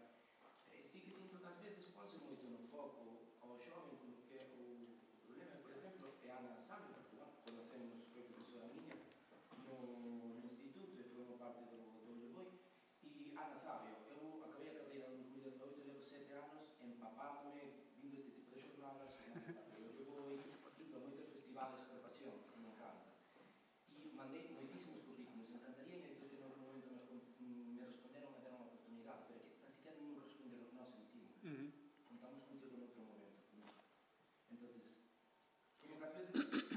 Mira, eu como produtora te podo decir, eu ao principio respondía, agora recibo cada día máis de 200 mails, e de xente que me manda currículums recibo mínimo 10 diarios. Ou contesto aos traballadores e saco as películas adiante ou contesto aos que están buscando traballo. Non podo, porque as produtoras ao final, salvo grandes produtoras, o resto somos produtoras pequeniñas que temos un equipo moi pequeno. Claro, entón non podemos, de verdade que é tremendo porque eu me sinto fatal, pero que non se pode contestar, imposible. Tampouco, como poñer o foco na persona xove, como que sempre que moitas veces non queren traballar. Non, eu non digo iso. Mira, hai unha cousa curiosa, porque como pasa moitos proxectos que se valían polas comisións, que se valían miramos a composición dos equipos artísticos e técnicos, porque efectivamente se fai esa división, hai xente, hai proxectos nos que está o mismo profesional en todos os roles, que a veces as comisións din isto é imposible, porque só se atendes aos cronogramas que nos presentan, que inda que sexa unha planificación a futuro, pois é unha orientación de cando van filmar e demais, é imposible que esta persoa poida estar en 4, a veces 5 proxectos a vez. E aí sí que tamén nos preguntamos que se pode facer, pero ten que ser da man da industria. A min constame que o clúster tiña un diálogo coa Consellería de Educación tamén un pouco precisamente para ir introducindo a formación profesional dual, pero sí que tamén sabemos que hai partes da industria que sí teñen carencias e que necesitan personal. Se estou falando de dirección de foto, por exemplo, ou dirección de produción, que é así como moi manifesto, non? Que se necesitan profesionais aí. Sim, eu até ia falar isso, porque hoje a faculdade está preparando todos para serem autores, para fazerem seu filme, escreverem o guião e tal, mas falta... É mellor unha dosis de realidade, de decir, que o mellor, sí, farás a tua película. Mas falta gente para fazer correção de cor, para fazer correção de som, isso não se encontra mais, sabe? É difícil de achar gente que faça isso, então talvez seja um... Ou un directora de segunda unidade nunha serie. Perfeito. Que ao final... Igual, a xente logo que le está pasando, penso eu, non? É que queren traballar gratis como estades dicindo, como máster, pero non teñen como entrar. Sí, claro, en estes correos, Ti mismo como productora non podes ter alguén. Solteira, agora con 29 anos igual non podo ofrecer as mismas, pero ao principio obviamente era todo meritorio, buscar un meritorio, porque bueno, hai unha compañeira que foi como entrou no mundillo, pues vou buscar meritorios, pero claro, porque claro, como máster, pues encantaría me poder ir a cama, pero eu non podo. Entonces, eso, eu para mí sí que sempre busquei eses meritorios, esas primeiras experiencias totalmente gratuitas, como por un máster no que vou aprender máis que calquer outro. En o meu caso... E no teu caso, ti realmente en que profesión dentro dos oficios do cine, cal é a túa... Pois mira, eu a mí o que me gusta, no que me formo é en dirección de foto, pero é verdad que é por consello dunha compañera que está en industria de fai 4 ou 5 anos, dixo, mola xa produción, intento por aquí, e despois ti xa vas aprendendo, porque a parte, vamos, máis... Donde entendo que, como no teu caso, na animación, obviamente, hai un software, hai unhas máis, na dirección de foto igual, non vas a entrar aí, mas que é o que decía... Dolores, perdón. Eu non estudiei comunicación visual, ni a día de hoxe digo, quero ser directora, quero estar na Montoya, quero estar con Óscar, non sou tan pretencioso, eu quero trabalhar na industria visual, e feito a día de hoxe estou facendo o máster de profesorado simplemente para, pues digo, xa que non me dan a oportunidade de traballar no sector visual, na industria, por menos ensinar o que me gusta na aula, e actualmente estou neso, pero, e gustame, sabía que estou tal, pero tamén me dá un pouco, ás veces sinto como que é o plan B que busco, porque no plan A non me dan unha mínima oportunidade. Pois é unha cousa rara porque, por exemplo, en produción, o que a mellor non tes que dirixirte ás produtoras porque temos ese problema, pero sí a xente que ten, os profesionais que montan os equipos, non? Os directores de produción que hai, e entón falar con eles e dicir, oye, déixame estar de meritorio, e é raro, porque... E o curioso é que, por isto que vemos nos expedientes, sí que vemos as mesmas persoas sempre en dirección de fotografía, pero moi poucas persoas, ademais, moi sorprendente. Claro, é certo que un director ou directora de fotografía dalle unha estética concreta a un proxecto, teñen a súa firma, ao final, na asignatura, pero bueno...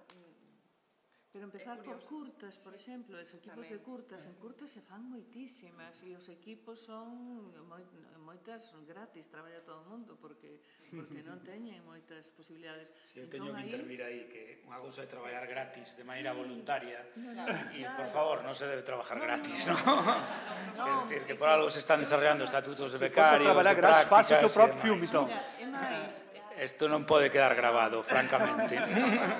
No, como recomendación profesional, digamos. Só para meter a cabeza. No, se entenden as circunstancias das prácticas e de cousas. Ademais, incluso coas curtas que non se lle paga a xente, como mínimo, hai que dalos de alta na Seguridade Social. Eu lles digo, hai que dar de alta a xente. Se non tes para pagar, ti podes convir que te vou pagar 10 euros, pero dalas de alta na Seguridade Social a todos os que traballen, eu son aí absolutamente... Unha cousa, efectivamente, o entusiasmo a materia, outra estrutura profesional. No, eso creo que ten que quedar claro, non? Por suposto. E, bueno, rematamos. Agradezo, a verdade, todos os exemplos prácticos que se puxeron nun terreno, ademais, que non é sinxelo porque se entremezclan, non, as cuestións, pero creo que podemos ver desde unha perspectiva tanto institucional como educativa, como propiamente industrial, creativa, non? Eu creo que, bueno, parte do que representa a importancia, digamos, do ensino, non? O coñecemento da linguaxe e o propio acceso ao traballo, non? Que eu creo que é valiosísimo, non? Agradecemos, bueno, todas as vosas aportacións, a paciencia, a atención, e nada, 15 minutos, penso, sí, non? En 15 minutos comezamos de novo, damos un breve descanso, e iría logo a mesa redonda, como decía antes, especificamente dedicada á pedagogía do cine a través de toda unha serie de experiencias prácticas que terán o seu colofón pola tarde. Gracias. Obrigado a todos.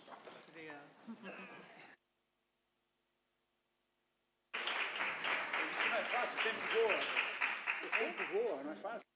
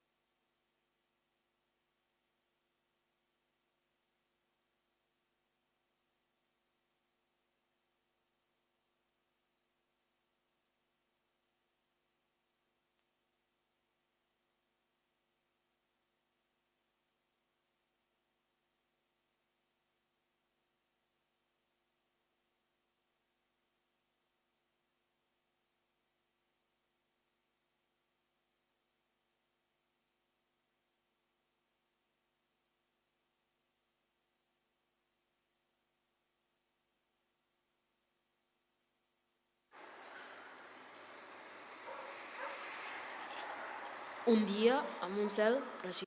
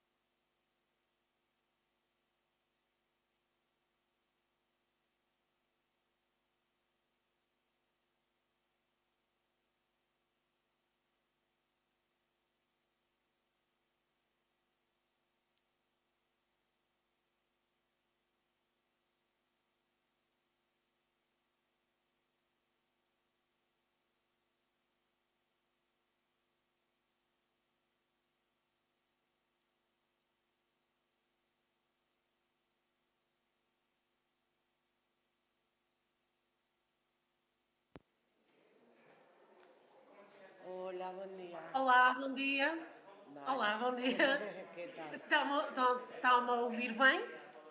Sim? A ver, espera un segundo que vou a dar volumen que eu...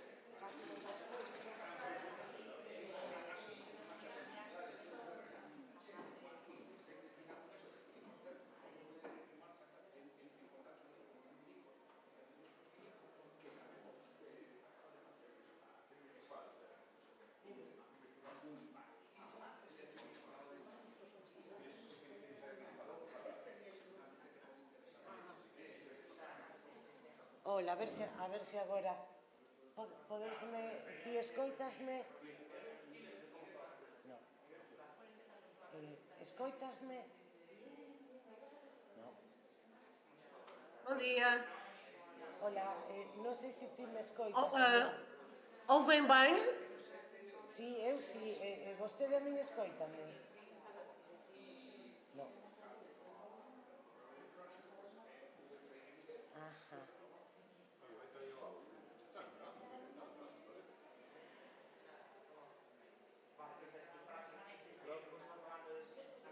Sí. Sí. Vostede escoitame a min? Olá, bom dia. A ver, falas aí.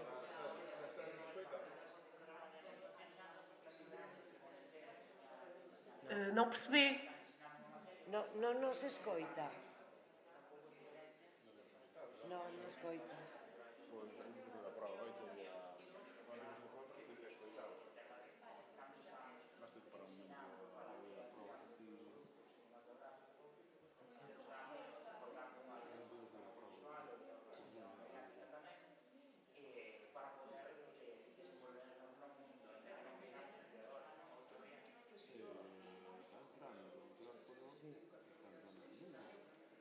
Vostede pode escoitarnos?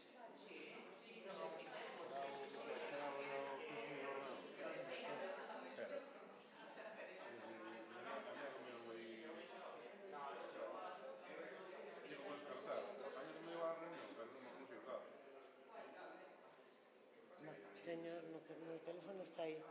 A ver.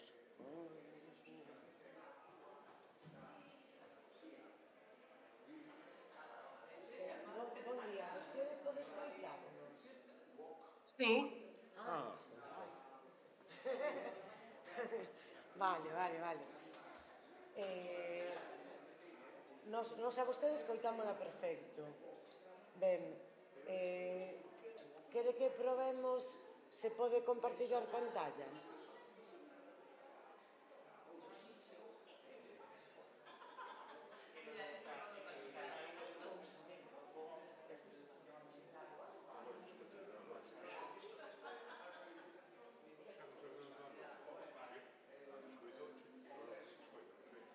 Claro. Escoítame.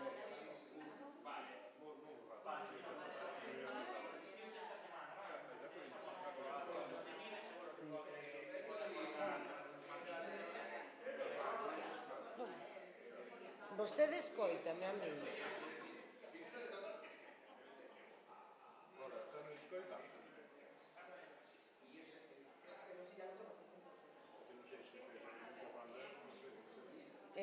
Estáme escoitando? Non.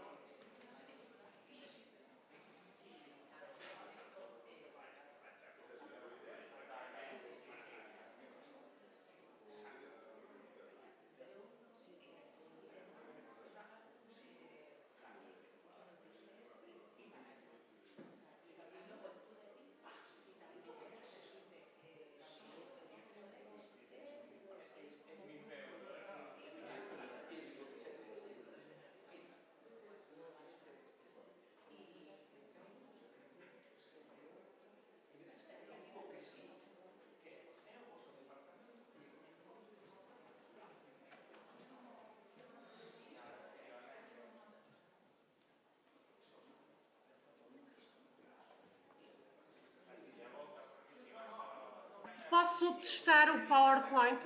Sí, pero vostede escoítanos a nós? Pode oírnos? Sim? Non. Espera, eu a ti escoito, xe? Vale. Sí, probamos. Ok, vamos testar. Vou testar só aqui exato. Aqui o som. Estão a ouvir bem? Sim, Sim, está ótimo.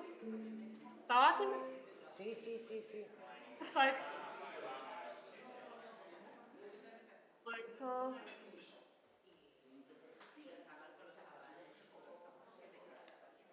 Vale. Vostede a nós podenos escoitar ben.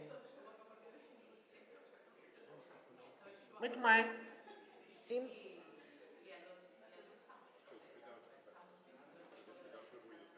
Claro, pero que non sei se... Que non sei se non me escoita, se non me entende...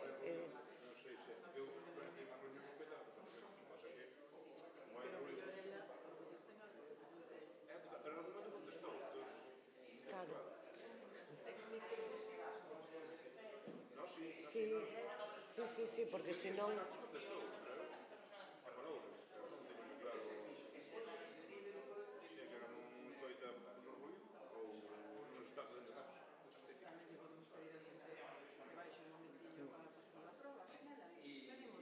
Sí.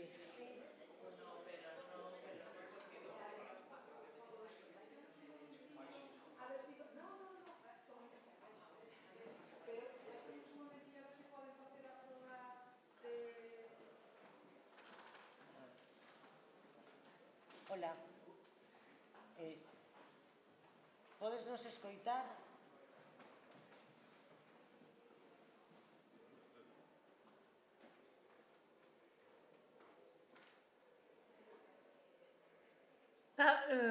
Está tudo perfeito, não está?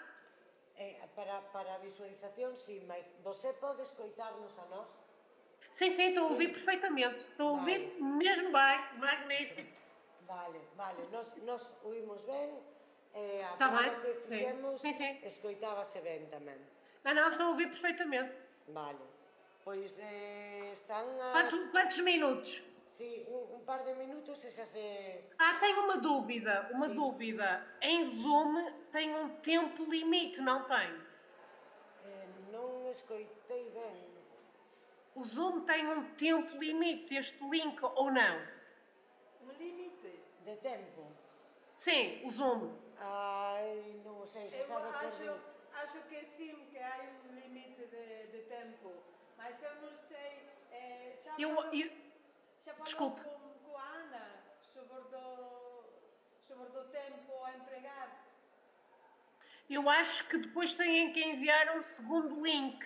Se esta ligação for abaixo, a quando dos outros oradores, acho que vou ter que ter um segundo link, acho eu. Eu acho que é só para 40 minutos. Não sei, em Portugal é assim, acho. 40 minutos? Acho eu que é mais ou menos isso. Portanto, ao fim de 40 minutos, a ligação, mas não tenho a certeza, não sei. Há uma ligação que envia. Eu não sei isso como vai, mas a sua intervenção, de quanto tempo é? Não percebi. Mas... Sim. Está a falar do tempo que vai empregar na sua intervenção? Ou está... Não. A minha intervenção vai ter 15 minutos, como está estipulada. Mas vou ouvir as intervenções dos outros oradores do painel, certo? Passo aos 40 minutos, certo? E logo tenho um link para uma coisa que dura 40 minutos. Sim. Mas isso não sei como vai, mas acho que vai ser melhor que venha... Peço desculpa. Se a ligação for abaixo, eu pedi ao favor de me enviarem um outro link. Não se preocupe. Vou dizer à Ana que venha para falar com você um momentinho. Está bem. Obrigada.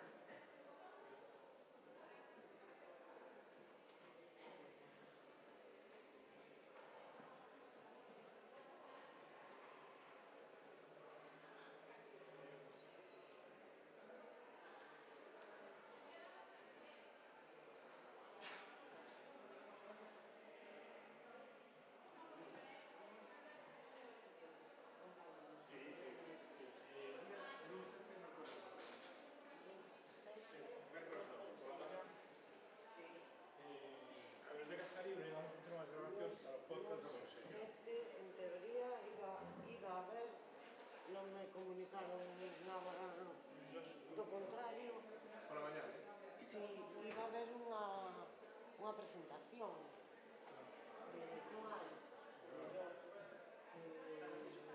hai mellor vamos a gravar. Hola. Hola, boas, creo que tes unha dúbida. Non sei como... Hola, hola, hola. Teresa, creo que quere falar comigo ela ou algo, pode ser, e non me está oindo. Si que non sei o que pasa, non sei se que non... Si que escoita. Manolo, espera un minuto. Escoitasme, Elsa. Sí? Ah, moito ben. E cual era a dúbida? Hola. Hola, eu sou... Hola. Non sei onde está a cámara, se me xiro para lá. Onde está a cámara? Ah, ese. Todo o tempo pensei que era un altavoz de... un Bluetooth. Dime, Elsa. Ana, é Ana? Sí, sí. Sim, Ana, muito bem, muito bem. Eu estava a perguntar, Ana, porque eu tenho a impressão que estas ligações só têm a duração de 40 minutos, mas não tenho a certeza. Que teñen a duración de... Cuánto?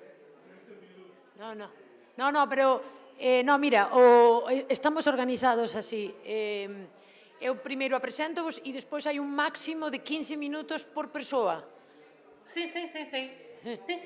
E Só que se eu estiver em Zoom, todo o painel ultrapassa, não é? Esse tempo, não é?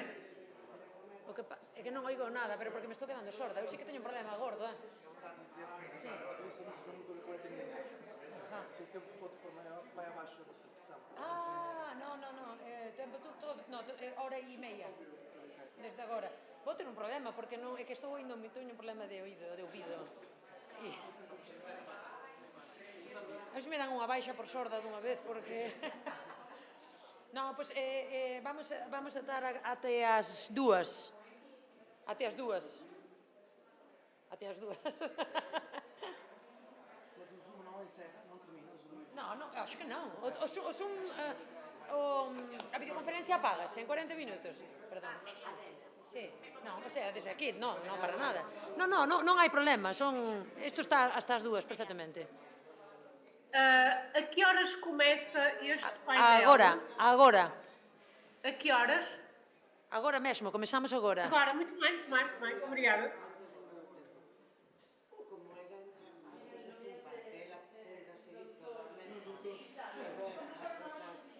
Intervencións. Claro, darnos conta de como é a pantalla, vai ir todo por compartir pantalla, digo que tedes vídeos polo medio, vai a ir unha barriña,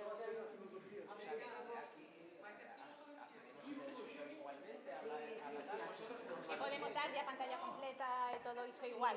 Pero a barriña da arriba e todo isto non desaparece. Da igual que pagues, digo porque se nos vai a colar nos vídeos e Ti xa tes aberta tamén, non, Sergio? Ti xa tes aberta tú aquí. Vale.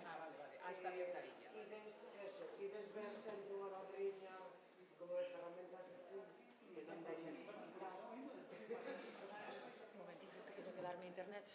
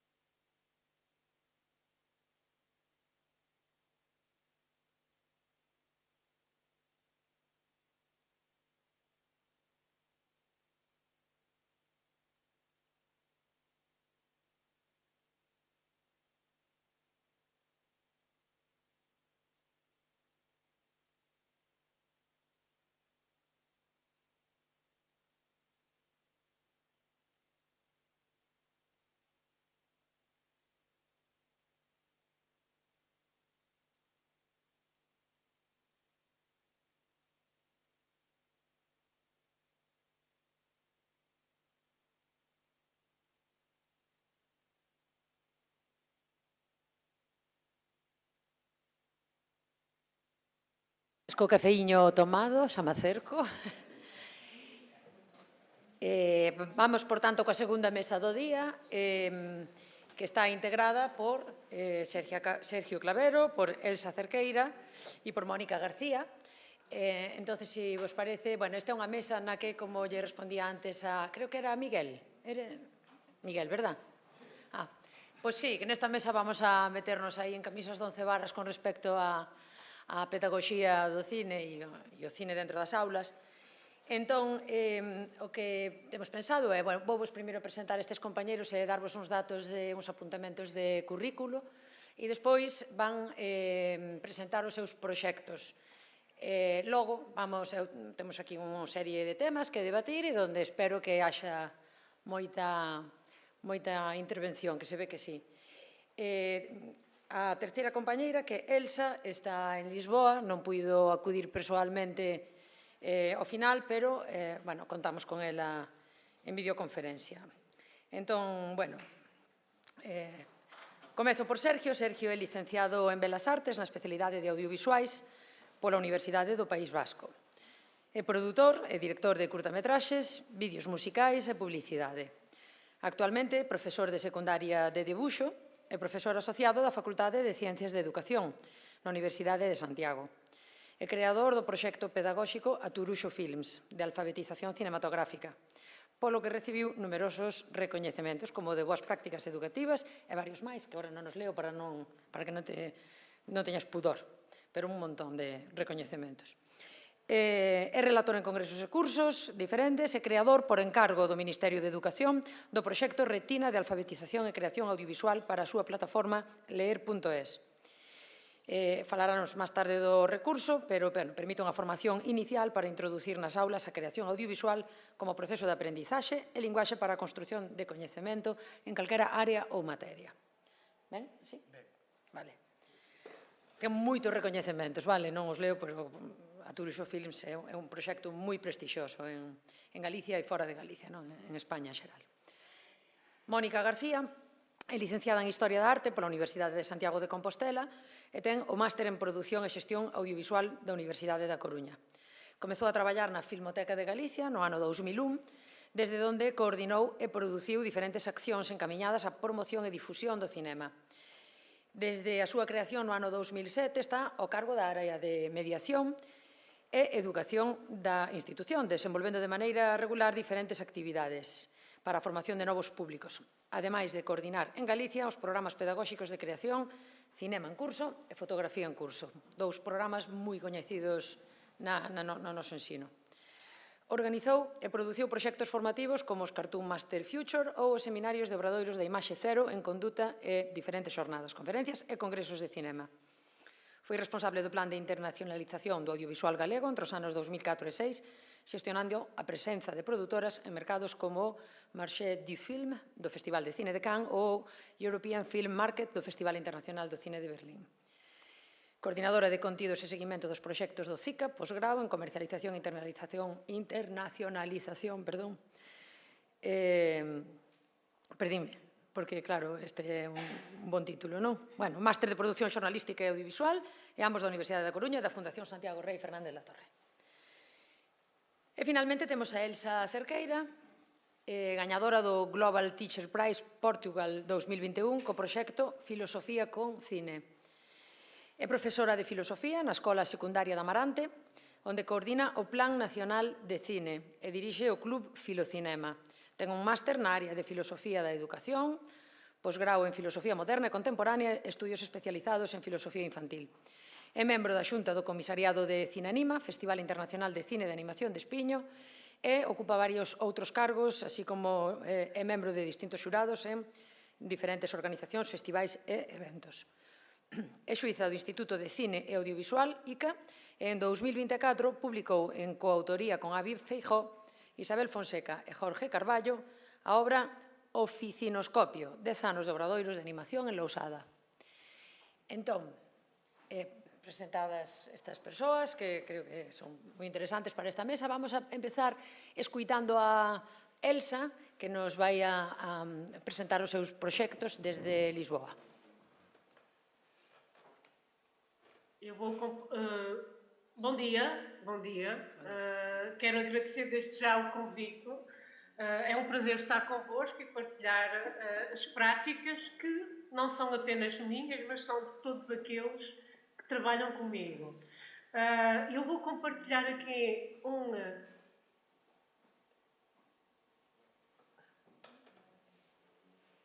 conseguem ver? Sim? Sim? Sim. Estão a ver?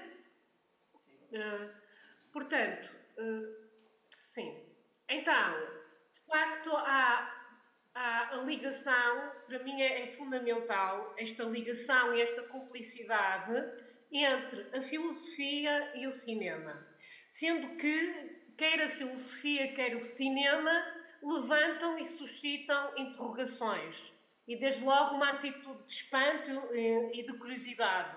Obviamente, a primeira em relação, a filosofia em relação às ideias, que também estão em movimento, e o cinema relativamente às imagens. Mas ambos suscitam, levantam inquietações. E eu penso que é esta cumplicidade aliada a uma educação que deve ser uma educação, ação, transformação, que nos pode conduzir a uma sociedade mais humanizada e mais aperfeiçoada, portanto.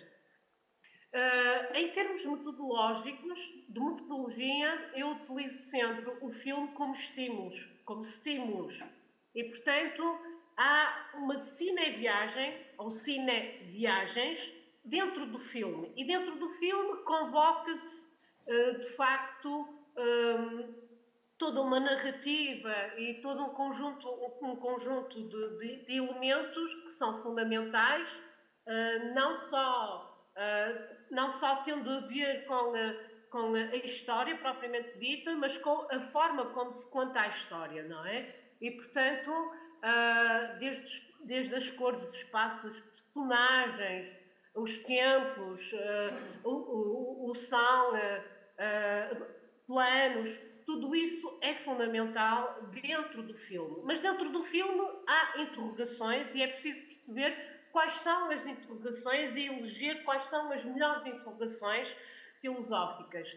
E nessa medida há sempre um trabalho, que é um trabalho de conceptualização, de clarificação de conceitos e um trabalho de argumentação, de defesa de pontos de vista e de justificação. E portanto, o aperfeiçoamento e o aprimoramento sempre do pensar. Mas depois há uma outra etapa, vou-lhe chamar assim, que é quando o filme suscita outras viagens fora de filme e na comunidade onde nos encontramos, em Amarante ou fora de Amarante, noutra cidade, porque esta iniciativa, vamos dizer, este projeto é replicado em vários sítios, em várias cidades, ou eventualmente também em vários países, e portanto é sempre possível tentar perceber se as perguntas que estão e que foram eleitas como as melhores se envolvem os outros, a comunidade, e de alguma forma se são problemáticas no sentido de serem até obstáculos, se é possível solucionar. É esta intervenção, enquanto intervenção também cooperativa e comunitária, que me interessa muito.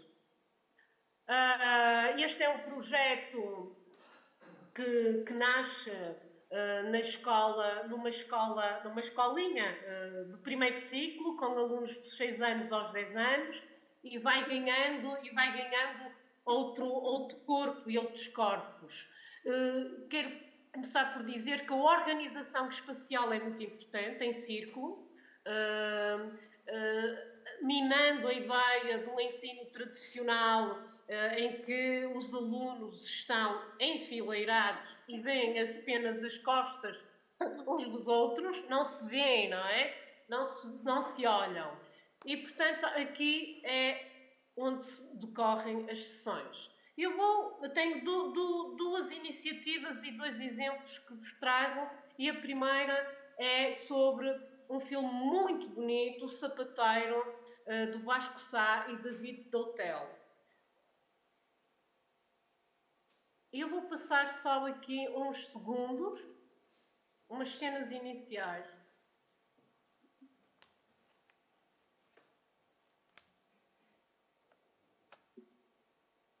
E vou voltar a passar. Estão a ouvir bem? Sim? Sim. Muito bem.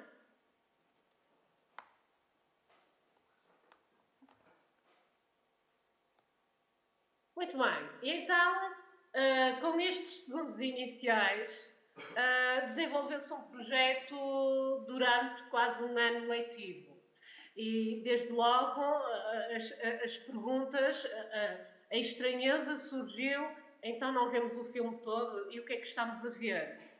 E, portanto, esta curiosidade deste estranhamento potencia a busca, a procura, a pesquisa e, sobretudo, a descoberta e a construção de outros sentidos. Mas é uma construção coletiva, comunitária, cooperativa, vamos dizer assim, intersubjetiva dos saberes, mas também dos afetos. E estes sapatos que se movem na calçada tipicamente portuguesa, mobilizam um diálogo que é um diálogo simultaneamente filosófico e cooperativo, só podia ser cooperativo. E interessou-me muito algumas questões que foram colocadas. Eu devo dizer que a primeira questão foi o que é que estão a ver, o que é que vemos, o que é que estão a ver. E uma criança disse, estamos a ver pessoas. Rigorosamente eles foram fazendo uma autocorreção, uma autocognição e chegaram à conclusão que viam sapatos e pernas, obviamente que corporificam, não é? A pessoa. Mas o que era visível eram sapatos e botas que se moviam de forma distinta, em sentidos opostos, com formatos distintos também na calçada portuguesa. E então foram mobilizadas algumas questões, foram levantadas e criadas algumas questões por estas crianças. O que é que são os sapatos? Os sapatos são pessoas? O que é ser pessoa? Os sapatos são todos iguais? O que é ser igual? E interessou-me imenso esta questão, esta relação entre o sapato e a pessoa, mas também o facto da utilidade, da idade, da metáfora da velhice ou da inutilidade, se quiserem. Porque é que nós deitamos ao lixo os sapatos velhos? E então, eu acho que uma das tarefas, quer do cinema, da arte, quer da filosofia, é de facto a desbanalização do cotidiano, do outro e de todos, não é? Coletivamente falando. E houve algumas questões no diálogo que eu destaquei sobre esta problemática pessoas versus sapatos, e eles diziam, as crianças em diálogo, nós temos sentimentos, os sapatos não, as pessoas pensam, fazem perguntas. E onde é que estão as perguntas? Estão no cérebro. Mas o cérebro é igual à mente? Eram questões, e de uma questão surgem múltiplas questões. E depois alguém dizia também, nós temos um aparelho digestivo, temos pulmões, e a metáfora, não é? Que eles são muito ricos em metáforas. As nossas costas é como se fossem a sola dos sapatos. Olhem só que bonito. E a dada altura, e isto não foi apenas numa sessão, como já referi, há uma miúda de 9 anos que diz que, se fecharmos os olhos, podemos imaginar que os sapatos são pessoas. E esta questão do real e da imaginação e do imaginário. E são pessoas com histórias, com uma biografia. E, de facto, isto deu aso a que se desenvolvesse o projeto desta forma. Para já, toda a tarefa de clarificação conceptual, não é? O Deleuze dizia que o filósofo é um construtor de conceitos. É, sem dúvida, uma das missões da filosofia, a clarificação de conceitos. E então, deste conceito de utilidade, para que é que servem os sapatos? Ou, por exemplo, quando vais comprar os sapatos, quem é que escolhe? É a mãe, é o pai, és tu, o hábito. Ou então a questão da marca dos sapatos ou dos ténis. o conceito de consumismo, a problemática da liberdade, para onde é que vão os sapatos? Nós conduzimos os sapatos conduzem-nos, da liberdade versus determinismo, mas os sapatos são iguais, são diferentes, esta questão, o que é ser igual versus diferença, a questão da rotina e dos vários caminhos, da normalidade, a questão do objeto, obviamente, e da pessoa, e, como já tinha referido, a questão das histórias reais versus histórias imaginadas ou ficcionadas. E, saindo do diálogo propriamente em comunidade, cooperativo, das sessões, decidimos que, na realidade, estas crianças desconheciam o que era um sapateiro real. Sapateiro, e, portanto, saímos da escola, que é preciso desalojar o ensino e a aprendizagem dos espaços tradicionais. E então fizemos uma visita, e uma visita fantástica, ao sapateiro real, do sapateiro ficcionado pela história do Vasco Sá e David Doutel. Passamos para o sapateiro real, a uns escassos 140 metros da escola, portanto, básica. E o que é que eles fizeram? Fizeram entrevistas, estavam maravilhados, fizeram imensas perguntas e, claro, descobriram máquinas que desconheciam e passaram uma atividade de pintar e de ilustrar. Eu chamo a atenção que, por exemplo, o desenho que aparece no canto inferior esquerdo, temos o sapateiro, temos o sapato e temos a cliente. Isto é uma cliente muito especial, porque não tem corpo, não é? Tem uma cabeça balão, suspensa, e é muito curioso este desenho muito minimalista, que é simultaneamente dentro do sapateiro e fora, com o telhado, a enquadrar os limites desta loja e deste sapateiro. Dizer que o facto de eles não terem visto nesta etapa a totalidade do filme lhes permite desenvolver de forma muito imaginativa e criativa o pensamento. Por exemplo, uma outra iniciativa suscitada por este filme foi a árvore dos sapatos. Então, pensando na questão da idade, da utilidade ou inutilidade dos sapatos velhos, fomos reunindo os sapatos. Eles foram levando os sapatos velhos que tinham lá em casa e que já não serviam aparentemente para coisa nenhuma. E então fizemos uma pseudo-árvore de sapatos, e no centro cada criança foi buscar o seu sapato. E o que é que foi interessante? É que construíram uma biografia do sapato. Ou seja, explicaram que aquele sapato tinha ido era o sapato do pai, do avô, do irmão, da prima, etc. E era sapato que tinha uma história, tinha ido ao futebol, ou tinha ido à aula, ou tinha saído e passeado com o avô. E, portanto, eles paulatinamente, lentamente, começaram a outorgar, a ressignificar estes velhos sapatos tristões, aparentemente inúteis, e a tornar valiosos estes sapatos. E fizeram também uma outra iniciativa, a pegada cromática, e foi muito interessante porque eu sou professora na Escola Secundária de Amarante e tenho alunos de artes visuais, e 4 alunos do 12º ano disponibilizaram-se a ir às sessões de artes visuais e ajudaram. E estas partilhas, para mim, são fundamentais, que os alunos do ensino secundário estejam com os alunos do pré-escolar ao primeiro ciclo, e que todos estes também possam ir estar com outros destinatários, os séniores, os cine-séniores, onde eu também tenho na comunidade um clube de cinema. E, portanto, eu devo dizer que estes alunos este grupo de 4 jovens do 12º de Artes Visuais foram batizados como a banda de pintura. E é tudo possível porque se há banda de música, também há uma banda de pintura. E, portanto, há aqui a pegada pictórica, cromática destes sapatos.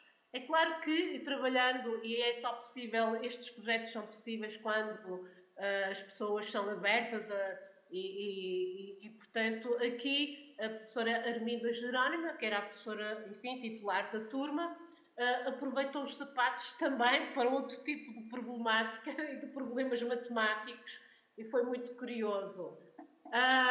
Fizeram também um sapatário, um pequeno livro com neologismos, cada um escreveu uma palavra, o sapo tinta, o sapo felicidade, fizeram recortes, pequenas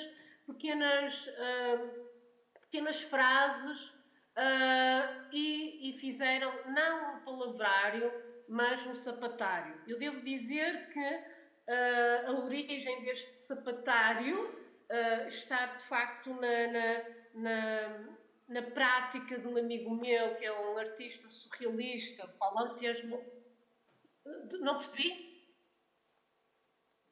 Peço desculpa? Sim. Não percebi o que disse. Como? Não. Posso continuar? Não. Sim? Posso continuar, sim? Sim. Tens mais 2 minutos.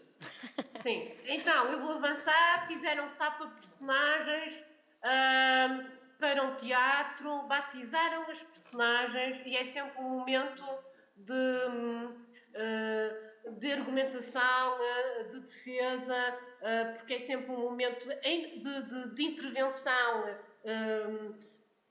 de intervenção de cidadania esclarecida, a defesa sempre de um ponto de vista e o acolhimento. Devo dizer que me interessa muito esta escuta e esta partilha, não é? Visitámos a Casa Museu de Vilar e, claro, com o grande mestre do cinema de animação, Abi Feijó, fizeram um pequeno registro dos sapatos que ficaram em morredouros, não é? Não tem som.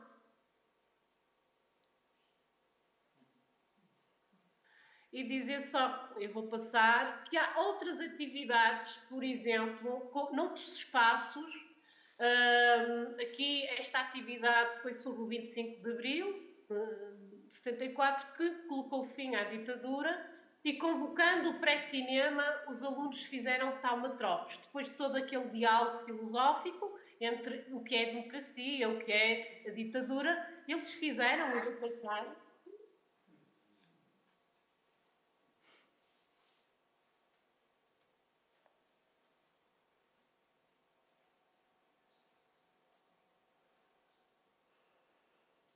E também fizeram, descobriram o que é que são os avós e como são os avós, e eu não tenho muito mais tempo, mas só dizer que estas atividades, aqui foi conjuntamente com a Câmara, a autarquia, a celebração intergeracional, a descoberta a partir de outros filmes e, sobretudo, a comunhão e a partilha e esta humanização que é fundamental. E é fundamental perceber a cultura onde se está e de qual somos herdeiros.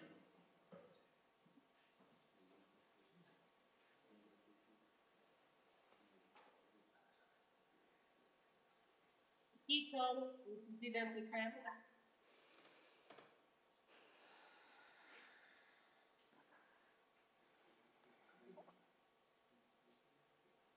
De facto, eu vou passar isto.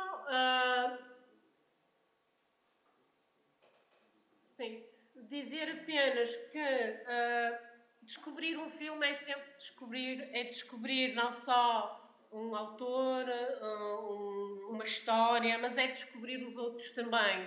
E é descobrir-nos no sentido também de nos aperfeiçoarmos e de nos humanizarmos.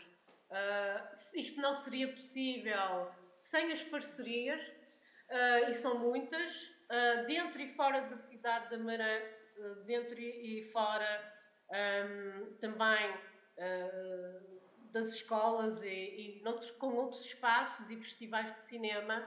E também para mim é muito importante que haja depois a inscrição escrita do que se vai fazendo. E estes são alguns exemplos de obras, de facto, onde aparecem várias iniciativas, não é? De filosofia com cinema para crianças. E deixo-vos apenas, então, com alguns testemunhos destas crianças sobre as sessões e muito obrigada por me ouvirem e por me escutarem. Obrigada, Elsa. Moito obrigada. Moi ben, moi interesante. Vamos a continuar entón con Mónica, que nos vai presentar o seu proxecto desde a Filmoteca. Fenomenal.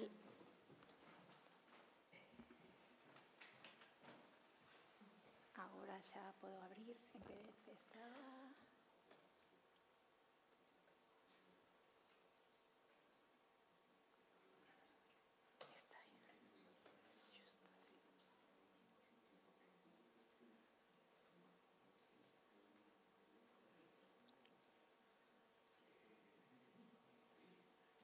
Gracias, Teresa. Bueno, bo día. Moitas gracias, Ana, por a presentación. Moitísimas gracias ao Consello da Cultura Galega por esta xornada. Sergio, Elsa, por esta mesa. Grazas por crear este espazo, non? Para compartir un pouco todas estas inquedanzas en torno ao cine e á educación. Parece un luxo poder dedicar poder pensar e repensar todas estas iniciativas tan distintas, tan diversas, tan diferentes, tan necesarias. Como decía Ana, eu traballo na Filmoteca de Galicia. No ano 2007 arrancamos cun área de educación, con unha área de mediación e educación. Nos movía un pouco a inquietude de formar novos públicos. Empezábamos a notar xa o tema do problema das salas, da asistencia ao cine, pero tamén queríamos ir un pouquiño máis aló, non? Traballar un pouco sobre as ferramentas que ten o cine na escola e logo tamén un pouco o cine como dereito cultural, non? Como arte. Somos unha institución pública, dependemos da Xunta de Galicia, orgánicamente estamos na GADIC, somos a institución encargada da conservación, da preservación do cine, do patrimonio fílmico e tamén da súa difusión, non? Entón, no ano 2007 arrancamos con esta área e digamos que a nosa liña de traballo ten dúas patas. Unha é acoller na nosa sala aos espectadores, aos alumnos de infantil e primaria a través do ciclo Filmoteca Junior para rapaces máis novos, e o ciclo Novas Miradas, que está destinado a un público de secundaria, bacharelato e formación profesional.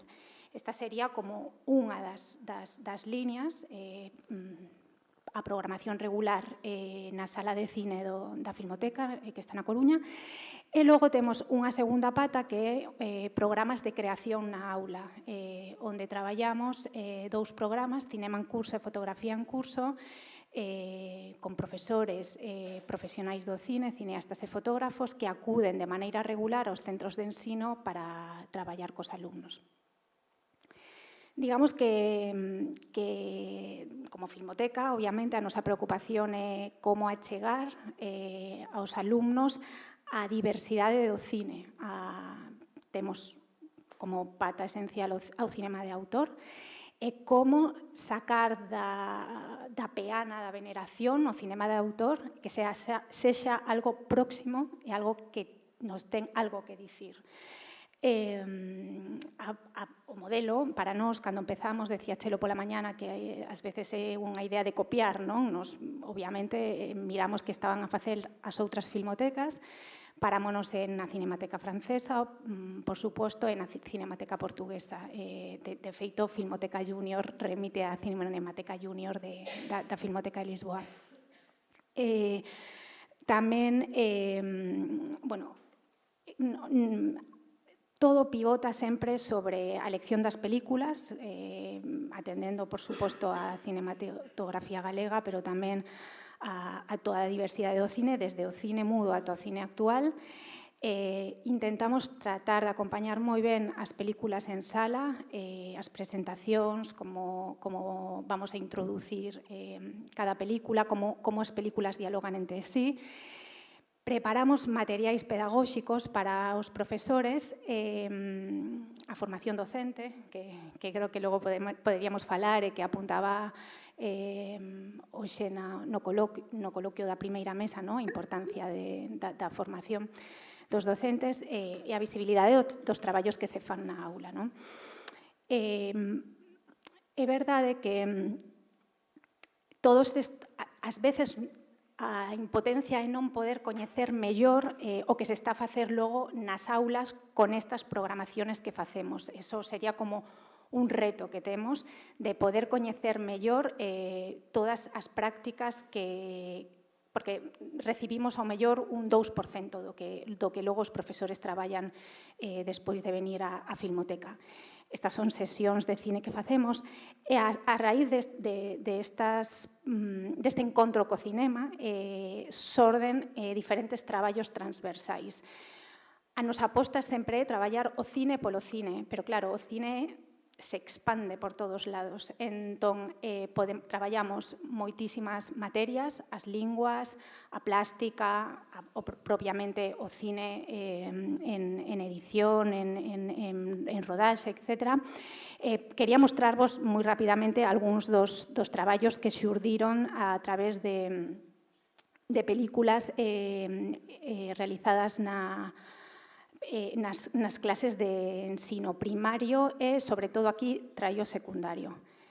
Por exemplo, despois de ver películas como El Verdugo de Luis García Berlanga, alumnos de un instituto da Fonsagrada escribiron cartas solicitando indulto a doña Carmen Polo de Franco para que o reo non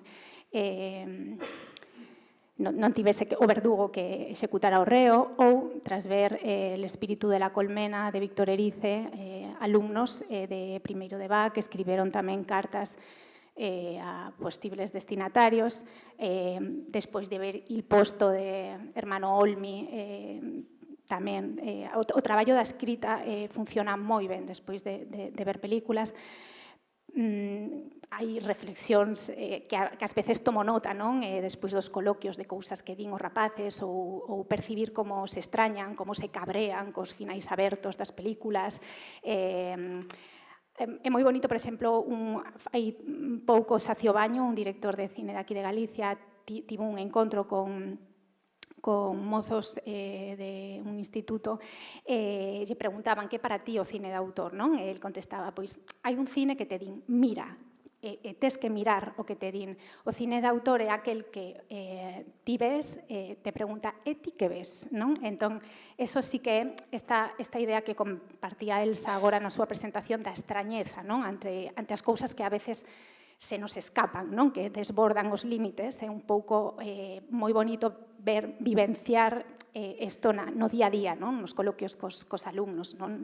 Hai cousas moi fermosas, testemunhos ou sensibilidades, ou notar como se emocionan, cando, por exemplo, nese instante todos se miran e Fati e Frida pícanse. Cando o escoitas na sala, de repente te leva a esa época túa da adolescencia ou desos momentos que están a vivir.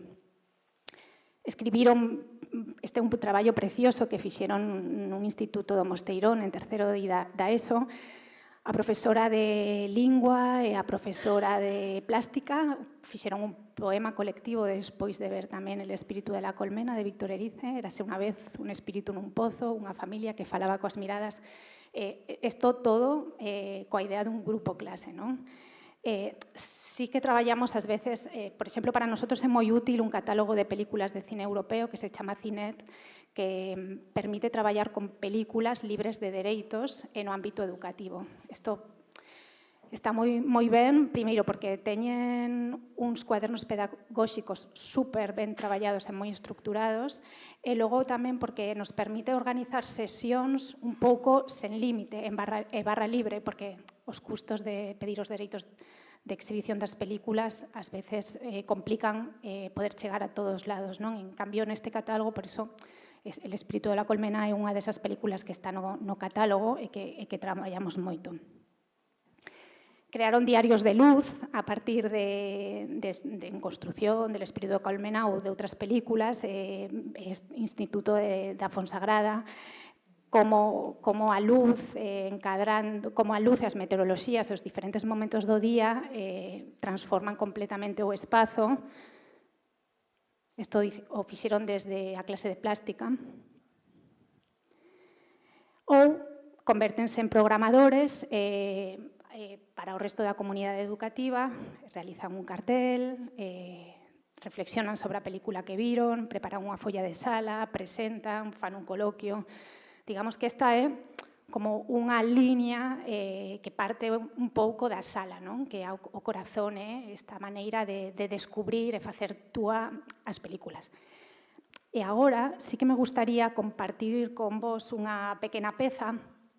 Antes falábase moito da cultura de base, non? É moi bonito en este programa que coordinamos tamén, que se chama Cinema en Curso, fixeron unha peza homenaxe a Berta Sureda, unha xestora cultural que morreu fai uns meses, e se exhibiu no Reina Sofía e no CCCB un pouco para homenaxear todo ese apoio á cultura de base, porque era unha persoa como super implicada nos proxectos, coñecía moitísimo a fragilidade, o difícil que ás veces é sacar un proxecto cultural adiante, é complicado, non? Entón, vou vos enseñar unha peza breve na que podedes ver fragmentos de películas realizadas por alumnos de educación primaria, secundaria, bachillerato e formación profesional, nenos de entre máis ou menos 10 anos e 17 anos. Recolle momentos de rodaxe das curtametraxes que fan nos centros de ensino e tamén, ao principio da peza, planos que filman cos seus móviles. Cinema en Curso é un programa que nos coñecimos porque no ano 2005 nace en Cataluña, pero nos, cando no 2007 arrancamos con a área de educación na Filmoteca, pois, obviamente, como dicía, miramos a Cinemateca Francesa e a Cinemateca Portuguesa e, obviamente, traballamos a fondo o libro de Alain Bergalá, La hipótesis del cine. Bergalá, de feito, estivo na Filmoteca presentando un ciclo de Godard e outra cousa, pero pudemos falar con el, traballar. As dúas traductoras deste libro, La hipótesis del cine, que é ouro puro para a idea de como facer a transmisión do cine na aula, son Laia Colel e Nuria Idelman, que en a editorial Laertes traduxeron este libro a castelán, e ao mesmo tempo elas crearon no 2005 Cinema en Curso. Agora mesmo Cinema en Curso se desenvolve en moitos territorios, nace en Cataluña, pero se desenvolve en Galicia, en Madrid, en Valencia, en Euskadi, Alemania, Chile, Lituania. Ás veces xa me perdo un pouco de ata onde máis ou menos medidas se leva a cabo. Se vos parece, a ver se sei facelo, os poño a peza.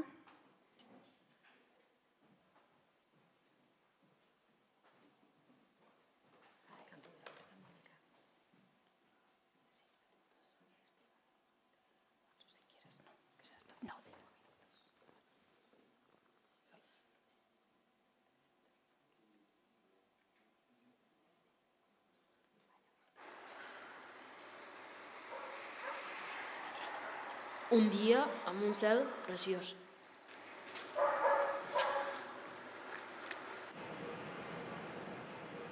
Son les 7 de matí.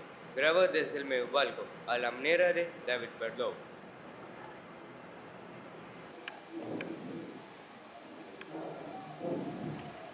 Esta é a nosa primeira filmación dende unha ventá da nosa escola.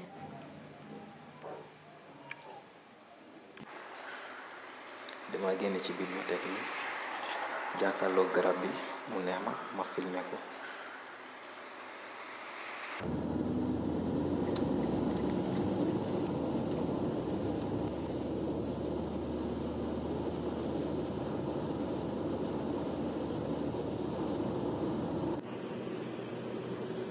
madre me dijo, saca la cámara, va a salir el arco iris.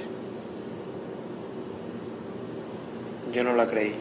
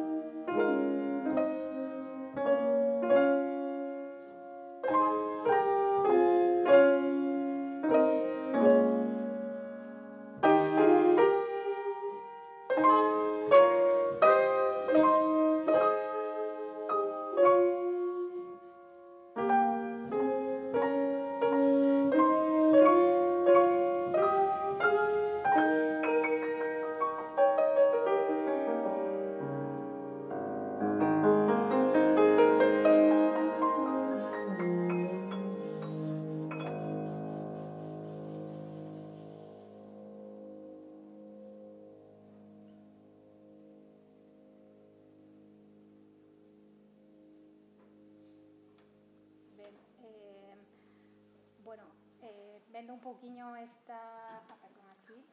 Xa está. Podes intuir un poquinho... Un día amb un cel preciós.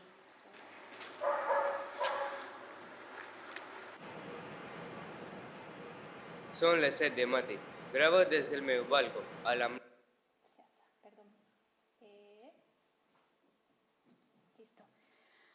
Bueno, digamos que fotografía en curso se desenvolve en centros de ensino, fotografía en curso tamén en centros de ensino público de Galicia, da man de cineastas e fotógrafos. En Galicia traballa no proxecto Ángel Santos, Sacio Baño, Jaione Camborda, Marcos Flórez, Alejandro Tarraf, Fon Cortizo, deixame por aí, Carla Andrade, perdón por os que esquenzo. A idea é facelo no horario lectivo sempre, digamos que creemos firmemente que a escola é o lugar universal desde onde chegar a todo o mundo. A idea destes proxectos tamén da Filmoteca en la liña de programación é que a escola é a porta de acceso á cultura. A cultura é un dereito, entón, nos, ademais, dentro das axencias das Galegas das Industrias Culturais, é algo como institución pública esencial. E o traballo parte dunha colaboración moi estreita entre cineastas, docentes, os docentes teñen un papel clave, dedicamos moitísimas horas á formación do docente, e o equipo de Cinema en Curso para, digamos, traballar desde as metodoloxías do proxecto moi testeadas desde o ano 2005 para facelas e aterrarlas propias en cada lugar. Non é o mesmo facer un taller de cine en Ponte Caldelas que facer un taller de cine na montaña lucense. Priorizamos sempre centros de difícil acceso á cultura e traballamos nunca unha esencia da metodoloxía que non traballamos dende o folio en blanco. Traballamos desde os referentes cinematográficos, aquí podeis ver fotogramas de Oliver Laxe, de Eloi Enciso, de Guerín, de Jonas Mecas, de Alain Caballero, de David Perloff, que os alumnos fan seus, interiorizan e son algo non alleo, baixa do pedestal, da veneración e os acompañan ao longo de todo o curso escolar.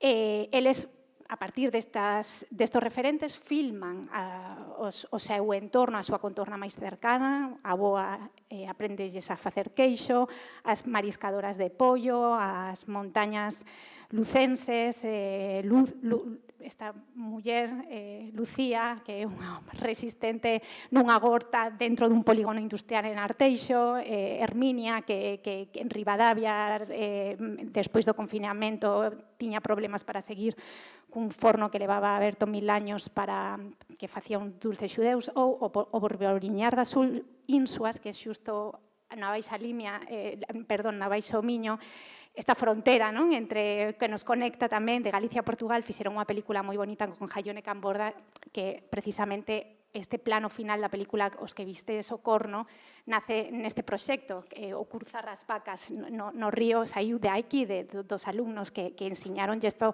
a Jaione nun taller e a tía flipou, dixo, pero que vacas nadando.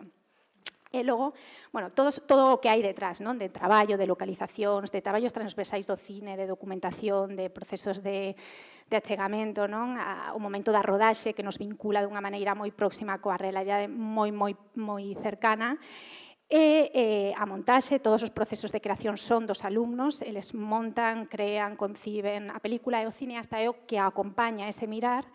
A estrea final das películas na sala, xusto me hacía gracia cando falabades pola mañá de David Lynch, porque anotei, o ano pasado foi increíble nesta presentación, unha das nenas lle preguntaron ao público cando presentaba as películas que suponía para ela facer cine, facer cinema en curso, porque a idea non é formar persoas para, quería ler a cita da nena para non poñerlle eu a voz, pero a Zara, unha nena de 10 anos, colleu o micro, unha nena de Ponte Caldelas que fixou unha película sobre o oficio de apicultor o avó dunha compañeira, dicía que, como decía David Lynch, que quedamos en shock, nos enviamos sempre citas de autores, de escritores, de pintores, de cineastas. Ela quedou marcada por que decía que David Lynch decía que ti podes buscar pececiños na superficie, pero que podeis intentar buscar o peixe dourado baixando a profundidade, que era para ela o cine era iso, a idea de profundizar, de afondar. Podedes consultar as películas na web do proxecto tamén da Filmoteca, son películas sempre que nos vinculan co entorno máis próximo.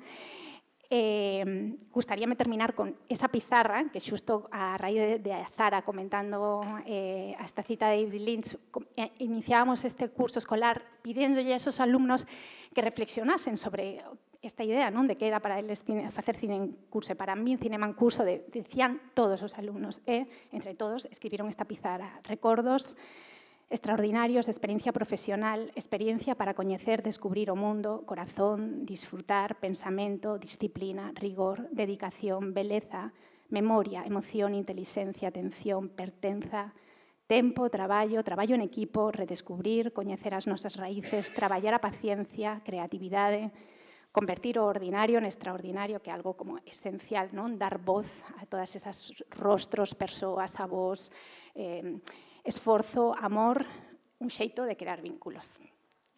E aí o deixo. Bueno, Mónica dalle voz, eu cortolle voz a Mónica, porque eu, como son docente, estou acostumbrada a medir os tempos así, plin, plin, plin. Menos mal. Entón, eu empezo a palpitar cando nos pasamos, e, bueno, acabamos de coñecer un proxecto que é por si non o coñecedes, é un proxecto que se ofrece aos centros de secundaria e primaria a principio de curso. Os centros presentan unha solicitude e logo son escollidos uns ou outros. Isto desenvolvese, por tanto, non en todos os centros de Galicia, sino simplemente, ou, digamos, nalgúns que cumpren os requisitos. Entón, esta é unha proposta sobre a que queremos debatir despois. Estamos nunha mesa e entón pareceme moi interesante que despois confrontemos de alguma maneira estas dúas formas de traballar o audiovisual nas aulas, porque o modelo de Sergio, que ides ver agora, é distinto, diferente, emana máis da aula propiamente, e está dentro das aulas de plástica, por tanto, este existe en todos os centros de forma institucional e dentro do currículum. Entón, eu creo que logo manteremos un debatiño entre isto e a proposta de Elsa, do cine e das preguntas que nos debemos de facer. Bueno, pues gracias a todos. Bueno, yo voy a hablar desde el papel de formador docente, artista creador e investigador, que me parece que es un poco la función docente que debemos tener todos y que de ahí, de esta función, sale lo que voy a explicar ahora. Voy a sintetizarlo al máximo, que surge de una experiencia real, de una formación previa en el ámbito cinematográfico y con la experiencia también del día a día en la educación. Y que de ahí pues, hay una inquietud por de alguna manera desarrollar una didáctica específica que pueda ser trasladable a cualquier ámbito pedagógico. Vamos a empezar viendo algo, porque es mucho mejor ver algo y a partir de ahí quizás extraer ciertas conclusiones.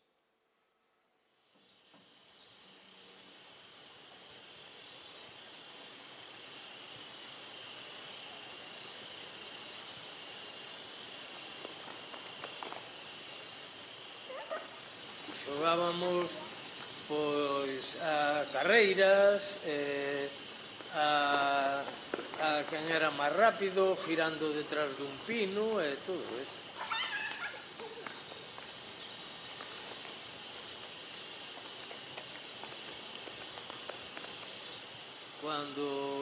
Cando iba co ganao po monte, xogaba cos amigos, escondíamonos debaixo dunha pedra,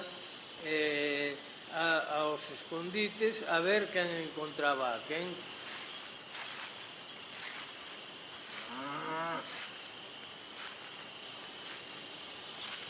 Me gustaríame ir, pero agora pois hai moita maleza e non dou chegado ali a ese sitio. Bien, lo que acabamos de ver es una pequeña pieza de un alumno tercero de la ESO, pues dentro de un proyecto y dentro de un proyecto mucho más amplio de lo que acabamos de ver, que tiene que ver primero con enfrentar al alumno con la necesidad de dialogar y conversar con una persona mayor del entorno familiar o similar, y a partir de esa conversación en torno a un paisaje del recuerdo, poder reflexionar y extraer ideas que de alguna manera desarrollen después una pieza cinematográfica breve, como veis, en la que interviene el sonido desde el punto de vista emocional y expresivo, la imagen y un poco el compendio de todo lo que desde mi punto de vista es el cine, que ha sido el cine desde los orígenes y que sigue siéndolo hoy, ¿no? Que hay un aspecto diferente, ¿no? Y que es quizás el más interesante para aplicar en un entorno educativo.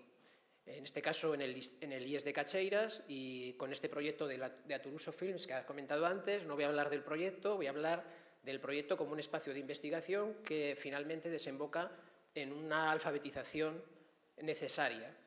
Todo esto está recogido ahora, como ha explicado antes Ana, en un proyecto que se llama Retina, que podéis descargar en la plataforma leer.es del Ministerio de Educación, y que tiene 2 documentos que pretenden un poco sintetizar estas cuestiones y están escritos para dirigirse al profesorado directamente que quieren iniciarse, ¿de acuerdo? Y por lo tanto parte de esa premisa, de facilitar un par de documentos, uno de contexto y otro más como guía didáctica.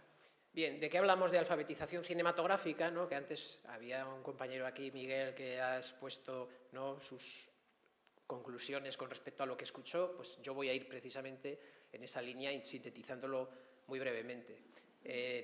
Habría que ver de qué hablamos, ¿no? En ese documento, lo aprovecho un poco de guía para hablar de algunos conceptos que me parecen interesantes cuando hablamos de pedagogía y de cine o de cine y educación.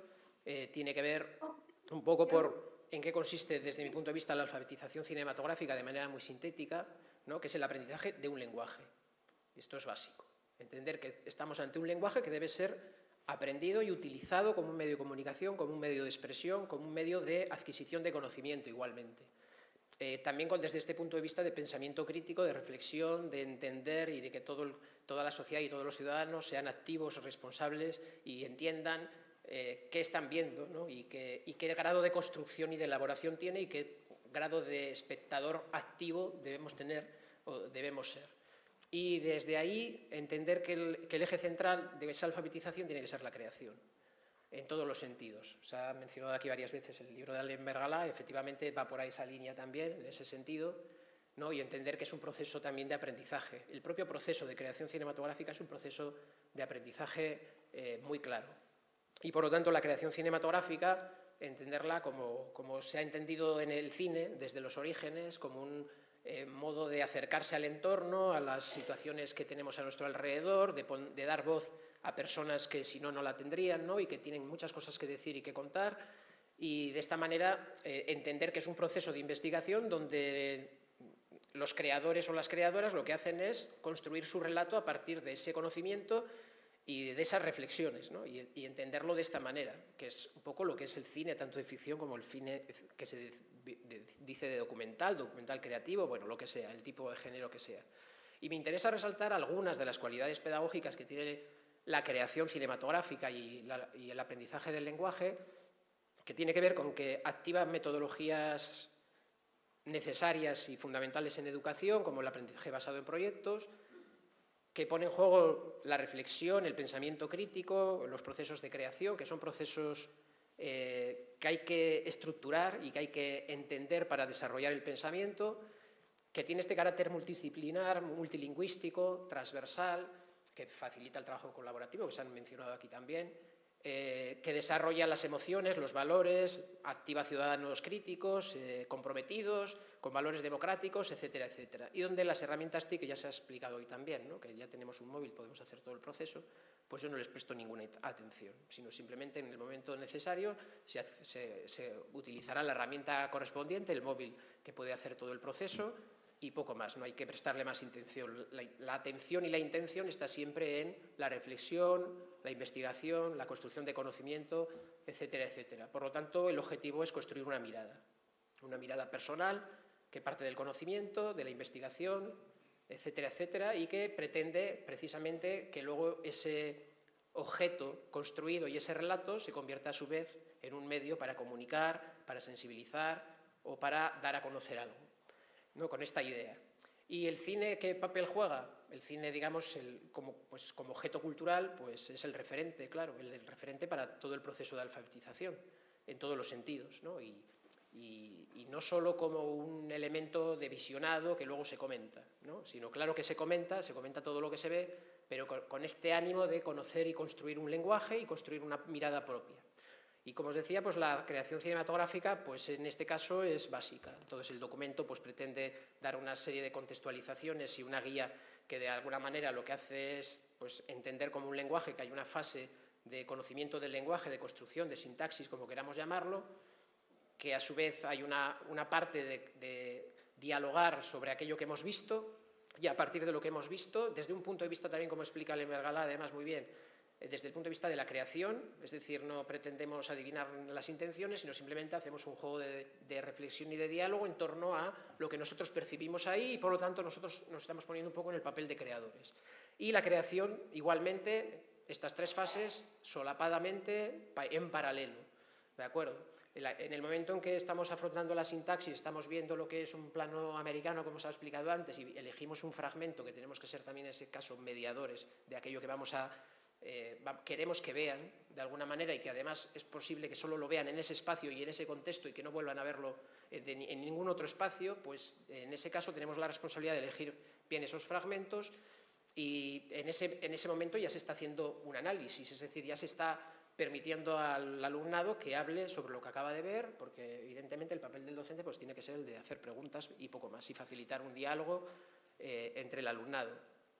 Yo utilizo, me parece básico, el microrrelato, es decir, todas las cualidades que tiene un microrrelato aplicado al cine en un contexto pedagógico, pues funciona muy bien, por todas esas cualidades de concisión, tanto en el lenguaje como en el proceso de producción, tener un pequeño control y luego, sobre todo, desarrollar una clara idea que sea después llevada también con la máxima profundidad, ¿no? Que es lo que se pretende. Yo lo que trabajo con ellos sobre todo es que tengan algo que contar y que sea algo que tengan que contar sea producto de una investigación profunda, de una reflexión y de que por lo tanto vayan a contar algo que tenga interés de alguna manera. Por lo tanto, cualidad, a mí lo que me interesa de la creación cinematográfica es este proceso, en el que alguien lanza una propuesta de cualquier tipo, donde el alumnado inicia un ejercicio de investigación, de documentación, que puede ser, como hemos visto en este ejemplo, una investigación de campo, donde se está recogiendo información, incluso a través de vídeo, de fotografías, de sonidos, de una conversación, que sirven después de, digamos, de alimento para todo eso que se va a querer reflexionar y que a priori no sabemos qué va a ser, ¿no? Toda esta concepción clásica de estructura profesional con un guión, pues bueno, como en muchos casos en el cine profesional también, pues a veces se construye en el proceso, durante el proceso, ¿no? Y entender que es importante saber qué queremos contar y a partir de ahí cómo lo vamos a contar, pues un trabajo experimental. Llevado al aula, pues y en paralelo con lo que se supone que es la pedagogía o la educación y lo que es un proceso de creación cinematográfica, creo que si vemos en paralelo que precisamente tiene todas esas cualidades durante el proceso y que esa es la necesidad. Como docentes, pues tienes que saber diseñar el proyecto, tienes que saber temporalizarlo, tienes que saber estructurarlo dentro del aula, tienes que saber qué tipo de propuestas haces para que se desarrollen su propia creatividad. Ellos son los que a partir de la propuesta tienen todo el peso creativo durante todo el proceso de trabajo y mi papel en ese caso, o el papel del docente, tiene que ser el de facilitar información, contextualizar, acompañarlos durante el proceso, generar reuniones para hacer preguntas, para que puedan dudar y para que puedan preguntar también igualmente y durante todo el proceso conseguir potenciar eso que ellos quieren hacer. No lo que nosotros haríamos, sino lo que ellos quieren hacer, ¿no? Para que realmente cobre forma y sea visible. Bueno, y siguiendo un poco esta idea, pues también desarrollo un trabajo en la universidad que va un poco en esta línea, donde, por ejemplo, a partir de un trabajo de paisaje, de un proyecto mucho más largo que desemboca en el cambio climático, pues tienen que hacer un trabajo de videográfico, cinematográfico, en el que integran una intervención artística, ¿no? A partir de esas investigaciones a partir del cambio climático. En este caso, pues decidieron hacer algo más cercano a ese aspecto de documental creativo y decidieron acercarse a marineros y marisqueiras para hablar sobre los plásticos en el mar, ¿no? Y a partir de ahí pues surge la pieza, que surge como un proceso orgánico y natural a partir de la investigación que van desarrollando, ¿no? Y que van haciendo una investigación de campo, una investigación académica, etcétera, etcétera, ¿no? Y que desemboca en productos que son totalmente cinematográficos, ¿no? Y que cobran la forma que ellos deciden o que necesitan que cree. O, por ejemplo, tuvimos la oportunidad con el alumnado de máster de profesorado en la especialidad de artes, pues tuvimos la oportunidad de hacer un aprendizaje-servicio en el Hospital de Día de Psiquiatría de Coruña. Fuimos ayer, allí tuvieron que diseñar, el alumnado tuvo que diseñar todo el proyecto de intervención pedagógica para establecer un taller de creación cinematográfica Y bueno, finalmente desemboca en una pieza que recoge toda la experiencia, todo el trabajo de autor y de autoría que ha hecho todos esos pacientes, esos usuarios del hospital de día con los que se ha trabajado y donde se hacen propuestas abiertas, por ejemplo, en este caso, en torno a la temática del mar y desarrollando actividades que les permitieran ir construyendo un discurso, ¿no? Introduciendo, por ejemplo, el haiku literario para transformarlo en una especie de haiku fílmico, etcétera, etcétera, a partir de todas esas vivencias, reflexiones y material que han ido ellos obteniendo a través de un paseo activo que tenían que desarrollar. Bueno, por ir también sintetizando, vamos a ver, por ejemplo, una propuesta abierta a modo de diario fílmico, pues donde el alumnado pues, hacía una primera experiencia y una primera actividad en cultura audiovisual y, por ejemplo, pues surgen muchísimas piezas, pero, por ejemplo, tenemos esta. ¡Vámonos! ¡Ya voy, mamá!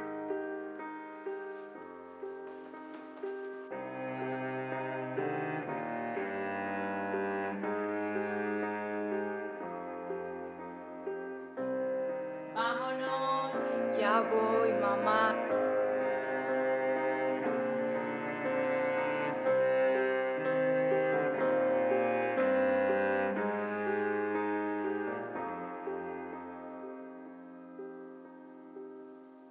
Ya voy, mamá.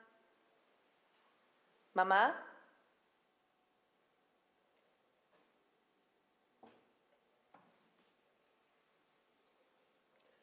Bien, y luego pues, tenemos la exhibición, claro.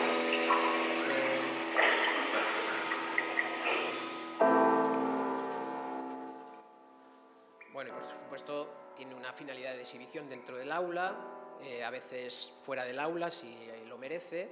Nosotros trabajamos también con el Conservatorio Profesional de Música de Santiago para elaborar y componer el alumnado de este centro, digamos, músicas en caso de que la obra lo requiera por parte del alumnado, y después hacemos proyecciones públicas en ocasiones, en este caso en el contexto de cortocircuito. También nos han dedicado una sección en Cine Europa hace un par de años o tres, donde lo que hacemos es poner en juego todas estas cuestiones. Bien, sobre la legislación, porque antes se ha nombrado, yo ya lo traía preparado porque siempre surge. Veis que hay una definición de alfabetización cinematográfica de la Comisión Europea del 2009 que obligaba a todos los países a introducirlo curricularmente, y la buena noticia es que está en el currículo, ¿no? Y esto siempre surge de que hay que hacer algo. Bueno, ya está en el currículo, tanto en primaria como en secundaria, desde hace varios años, no con esta ley, ya estaba antes. Principios pedagógicos ya habla, ¿no?, de que la expresión oral y escrita, la comunicación audiovisual deben estar integradas transversalmente en todas las materias, a pesar de que debe trabajarse en materias específicas. Voy a ir muy rápido. Educación plástica y visual, primaria, 2 de los 4 bloques de contenidos. Uno se llama Educación audiovisual, percepción y análisis. El otro bloque, Educación audiovisual, creación audiovisual.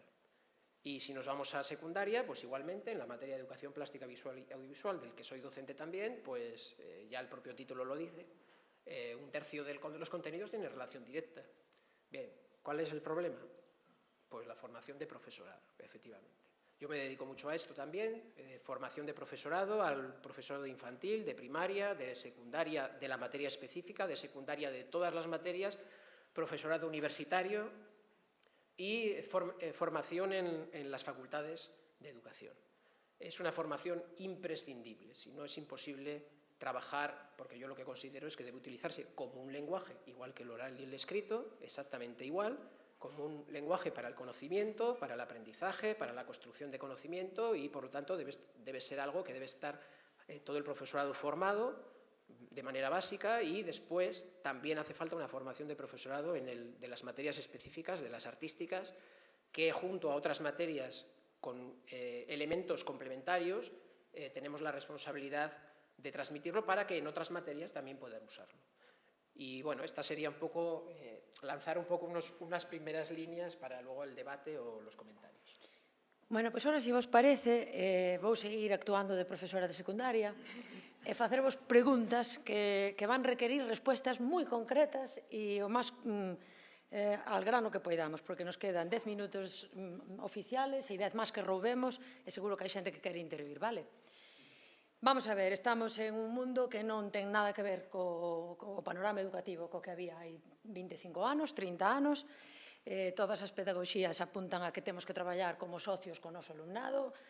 Hai un libro que a mí me gusta moito que se chama Enseñar a nativos digitais, de Mark Prensky, donde fala da coasociación e de como debemos de traballar colaborativamente. Entón, leo un párrafo que me gusta. Di: os xoves precisan centrarse en usar novas ferramentas, encontrar información, dar sentido e crear.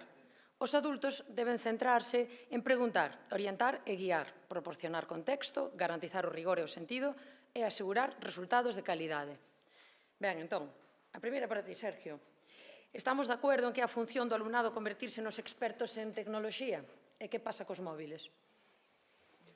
Bueno, pero sin esta visión un poco que hay también desde la propia consellería, ¿no? de lo digital o de la tecnología por la tecnología. Yo la entiendo como una herramienta y yo siempre pongo el mismo ejemplo que me parece muy tonto, pero el destornillador no lo llevas todo el día en el bolsillo ni lo coges si no vas a atornillar algo. Y además saber qué vas a atornillar y para qué. Esta es la cuestión, ¿no? Entonces, a partir de ahí, sabemos que el alumnado no es nativo digital, no domina las tecnologías, ni siquiera desde el punto de vista audiovisual. Eso no es así. Y entonces hace falta un conocimiento muy profundo sobre los procesos, etcétera, etcétera. Entonces, creo que tenemos mucho que enseñar al alumnado también en el sentido tecnológico, pero que tiene que estar en un segundo plano. En un momento dado, yo cuando explico, yo no explico nada ni de programas de edición ni de nada. Cuando me dicen, mira, pero la edición, mira, corta y pega, ¿qué quieres que te diga más? Vamos a lo importante, que es la narrativa. ¿Qué vas a contar? ¿Cómo lo vas a contar? ¿Cómo vas a construir el relato en el proceso de edición? Y el programa, pues mira, este programa es muy sencillo, es muy intuitivo, te permite hacer todo aquello que te permite construir un relato y ya está. Y eso se explica en 20 minutos. Y a partir de ahí, ¿no? Centrarse en lo importante, cuál es el contenido que quieres contar, de qué manera, para qué, a partir de un trabajo previo, claro. O sea, por tanto, a formación para profesorado iría máis en esa línea, verdad? Sí, yo creo que sí. Y herramientas, digamos, muy concretas y muy eficaces para lo que se va a hacer. O sea, non é excusa que non señamos expertos en tecnoloxía. Yo hago muchos talleres con profesorado y alumnado que no conoce previamente la tecnología y funciona muy bien. Vale, nesa mesma definición fálase de que o profesorado debe de guiar o alumnado, non? A miña pregunta agora para ti, Mónica, como se guía ese proceso sin ser dirixista?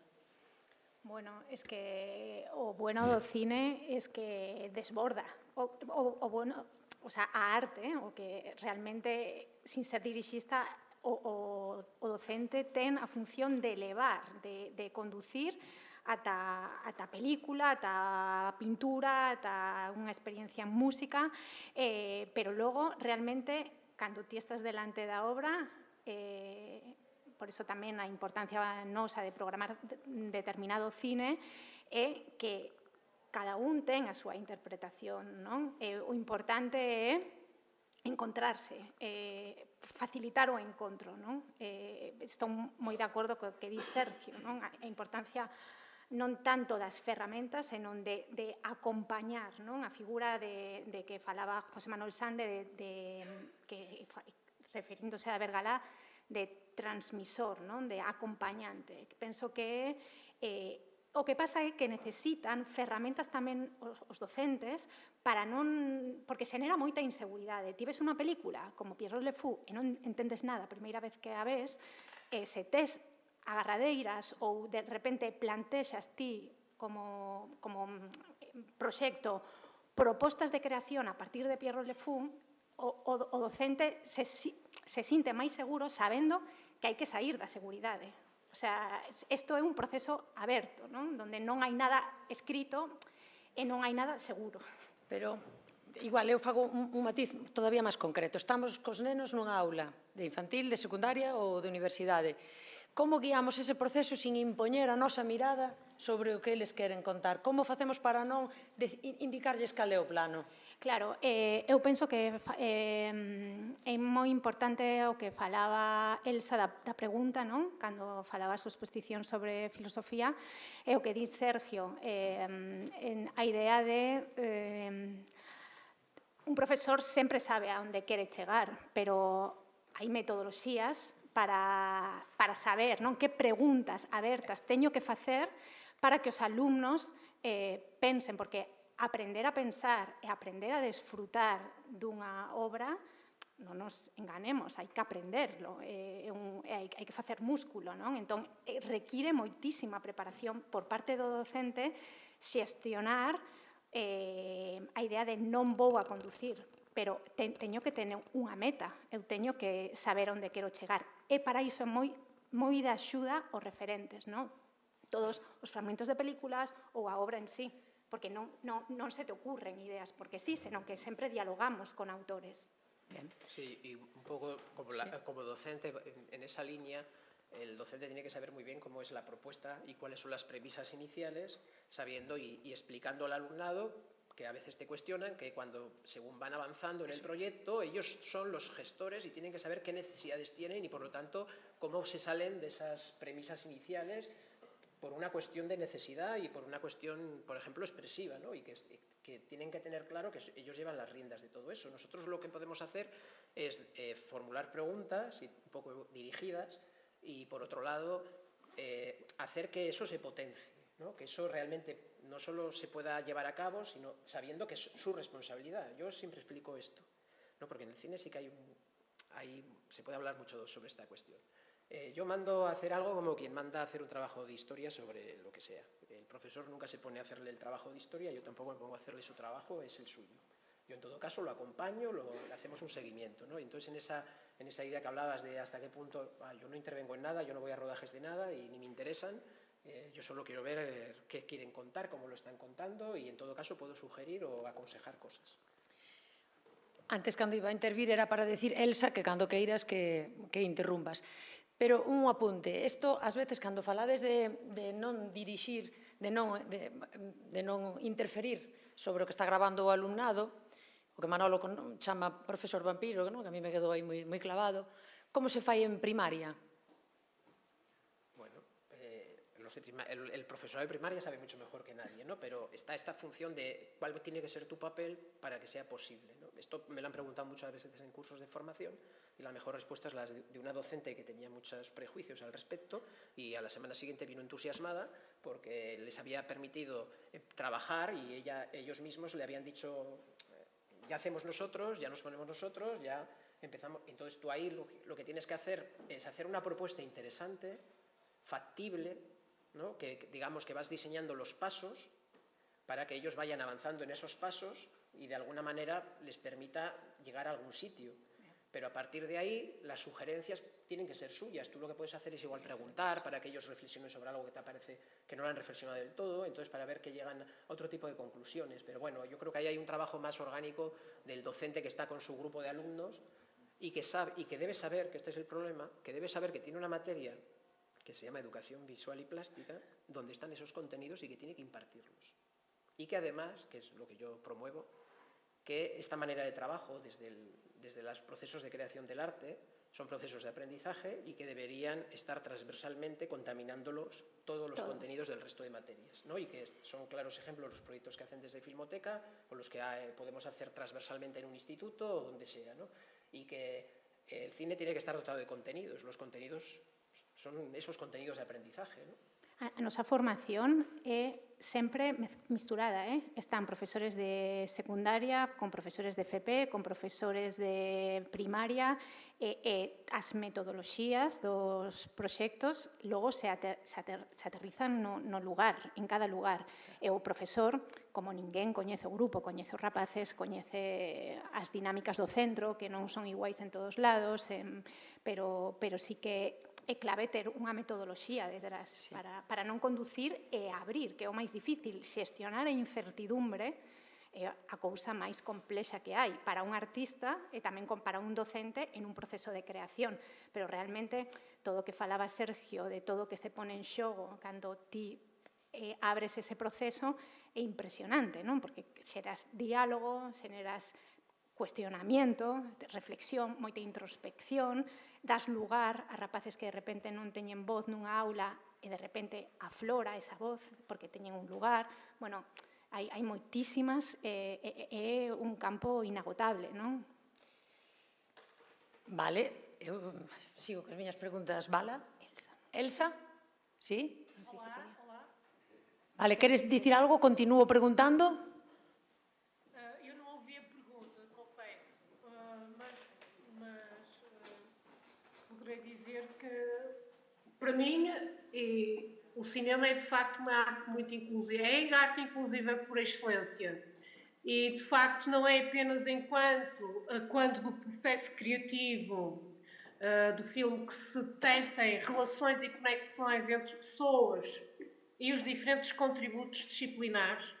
Eu não disse, mas digo agora, a propósito do sapateiro, aquelas crianças estavam a trabalhar sem o saberem a temática das profissões incluída no estudo do meio, portanto, em articulação com o conteúdo programático, e dizer que essa leitura e a descodificação é também uma reconstrução criativa, crítica e interventiva. E, de facto, o filme reinventa-se de múltiplas formas, prolongando a sua existência de forma muito original. Sejam exercícios convites como batizar o protagonista, inventar uma palavra, colocar, fazer, criar uma boa questão filosófica, escrever uma reflexão, um poema, desenhar, replicar um plano. Tudo isto estimulam a autonomia e o desenvolvimento de aprendizagens que para mim são fundamentais. São as aprendizagens significativas e duradouras. De qualquer forma, posso concluir dizendo que, para mim, não é só para mim, é para todos aqueles com quem tenho o privilégio de me cruzar e que me desafiam e que eu desafio. E isto é um trabalho muito cúmplice e muito cooperativo.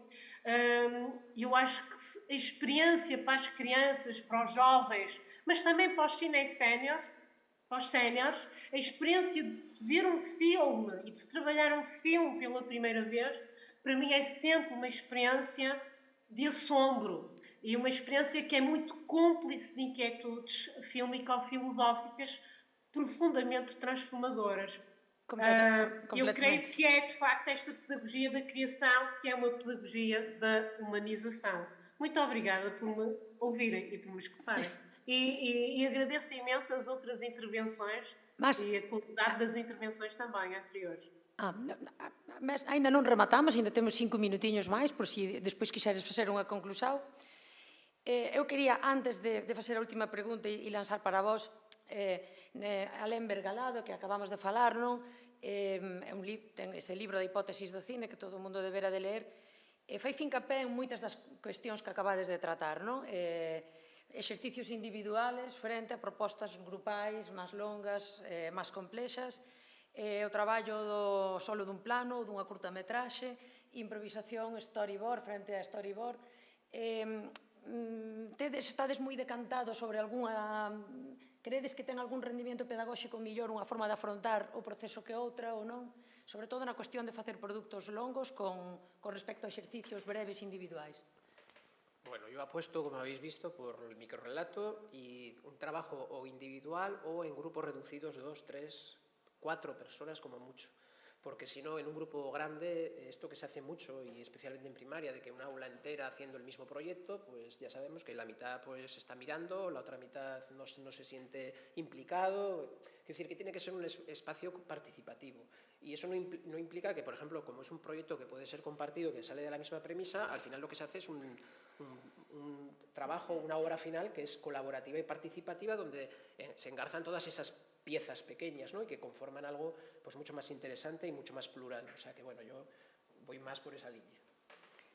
Bueno, eu son fan de todos os proxectos, o sea, quero decir que nós temos unha maneira, pois, por exemplo, programamos este tipo de cine, pero os rapaces teñen que ver todo, o sea, quero decir, nós como Filmoteca temos que unha liña clara de onde nos movemos, pero me parece fenomenal calquera iniciativa que intente pois encontrar a grieta e abrir totalmente. Que pasa? Nós, por exemplo, traballamos de outro xeito, traballamos con grupo clase, non traballamos, por exemplo, moitos docentes chaman porque teñen un pequeno grupiño que está super motivado, que queren en horario extraescolar facer cousas e nós non atendemos, oxalá tivésemos recursos, pero nós atendemos un grupo clase, traballamos cun grupo clase porque temos a idea de que a escola se converta nun motor cultural. Entón, pois, traballar con 20 rapaces é moi complicado e por iso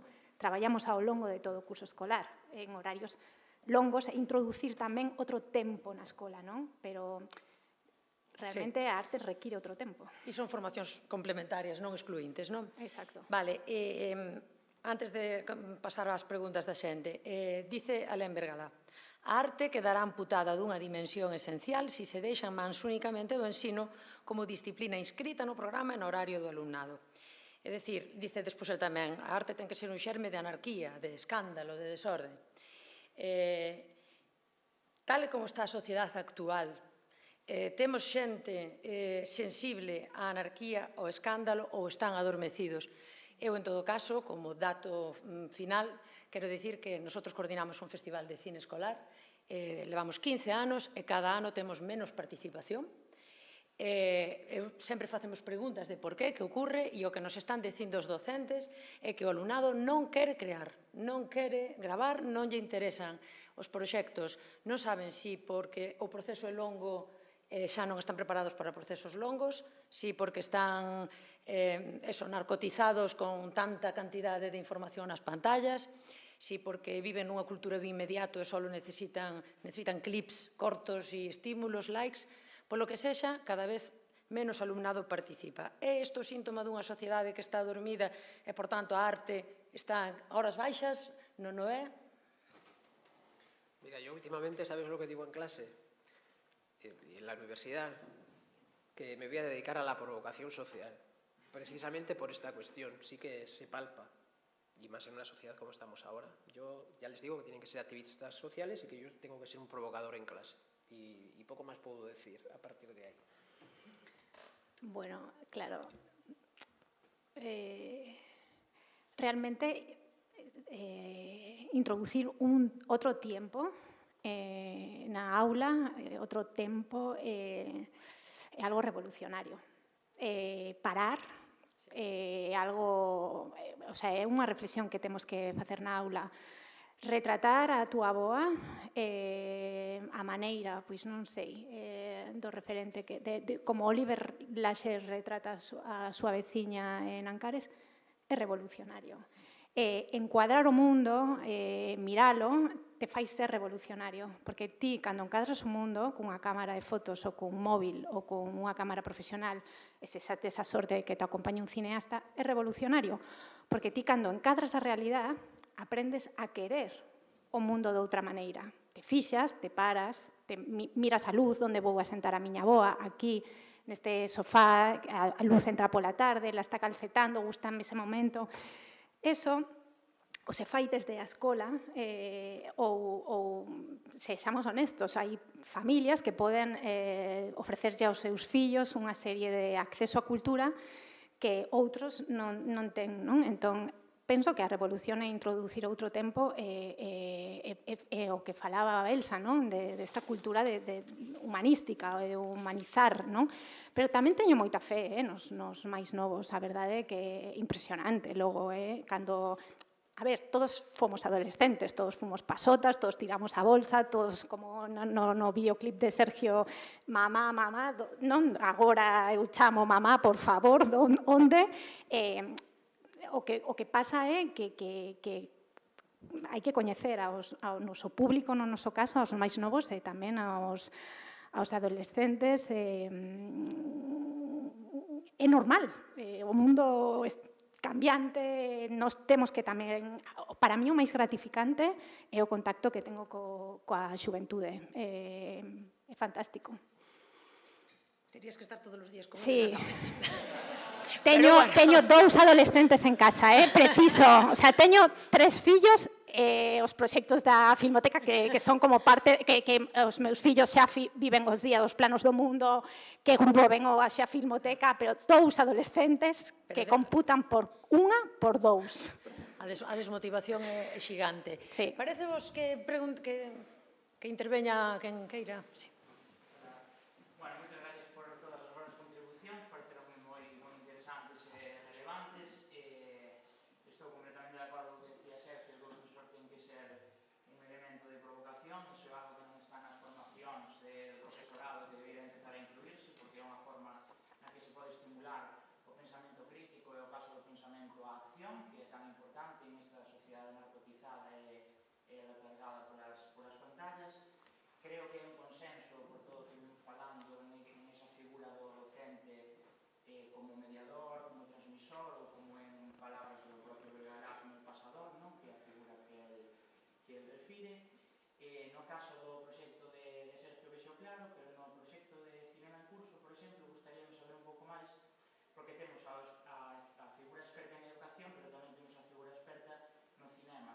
Gustaríame, porque tive a oportunidade de ver en algunhas ocasións algunhas das pezas, coñecer cal é o grado de intervención do cineasta no proceso previo, na filmación e na postproducción das pezas, porque sí que se nota, vese moito o tono vital creador ou o estilo propio de cada cineasta en cada unha das pezas, e teño as miñas inquedanzas sobre si eso por unha parte está ben, porque enseñamos os estilos de algúns cineastas, pero por outro lado penso que pode coartar un pouco a propia emerxencia da creatividade de algúns alumnos. E por outro lado, tamén me gustaría preguntarvos que temos que facer para pasar dunha vez de eso que José Manuel Sande dixo, de pasar destas experiencias singulares a que estén completamente normalizadas, non só no sistema escolar, sino no sistema educativo. Os festivais de cinema, por exemplo, están sabendo levar a cabo unhas iniciativas que xa lle gustaría moito ao sistema escolar contar con elas. Moitas gracias.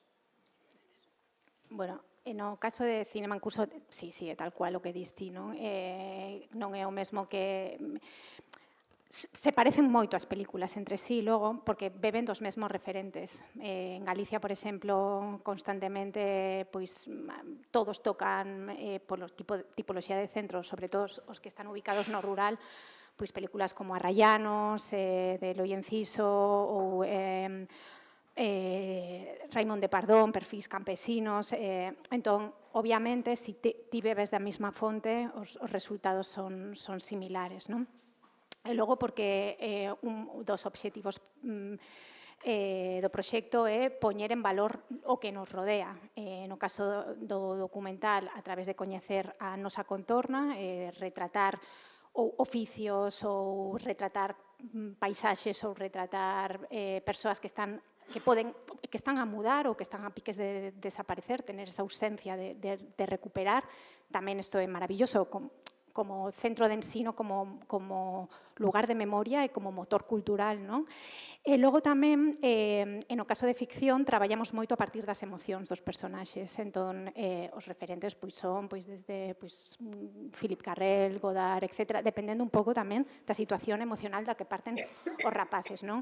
Entón, obviamente, se teñen que parecer porque parten dos mismos referentes, e logo, verdade, que non é o mesmo que acompañe un proceso de creación Jaione Camborda ou que acompañe un proceso de creación Ángel Santos, porque, aínda que son cineastas que son amigos, por exemplo, neste caso, cada un ten a súa maneira de vivir o cine. O cine non só como é un modo de vida, un modo de coñecer, un modo de posicionarse, entón, cada un acompaña os procesos de creación, pero os procesos de creación os desenvolven os rapaces.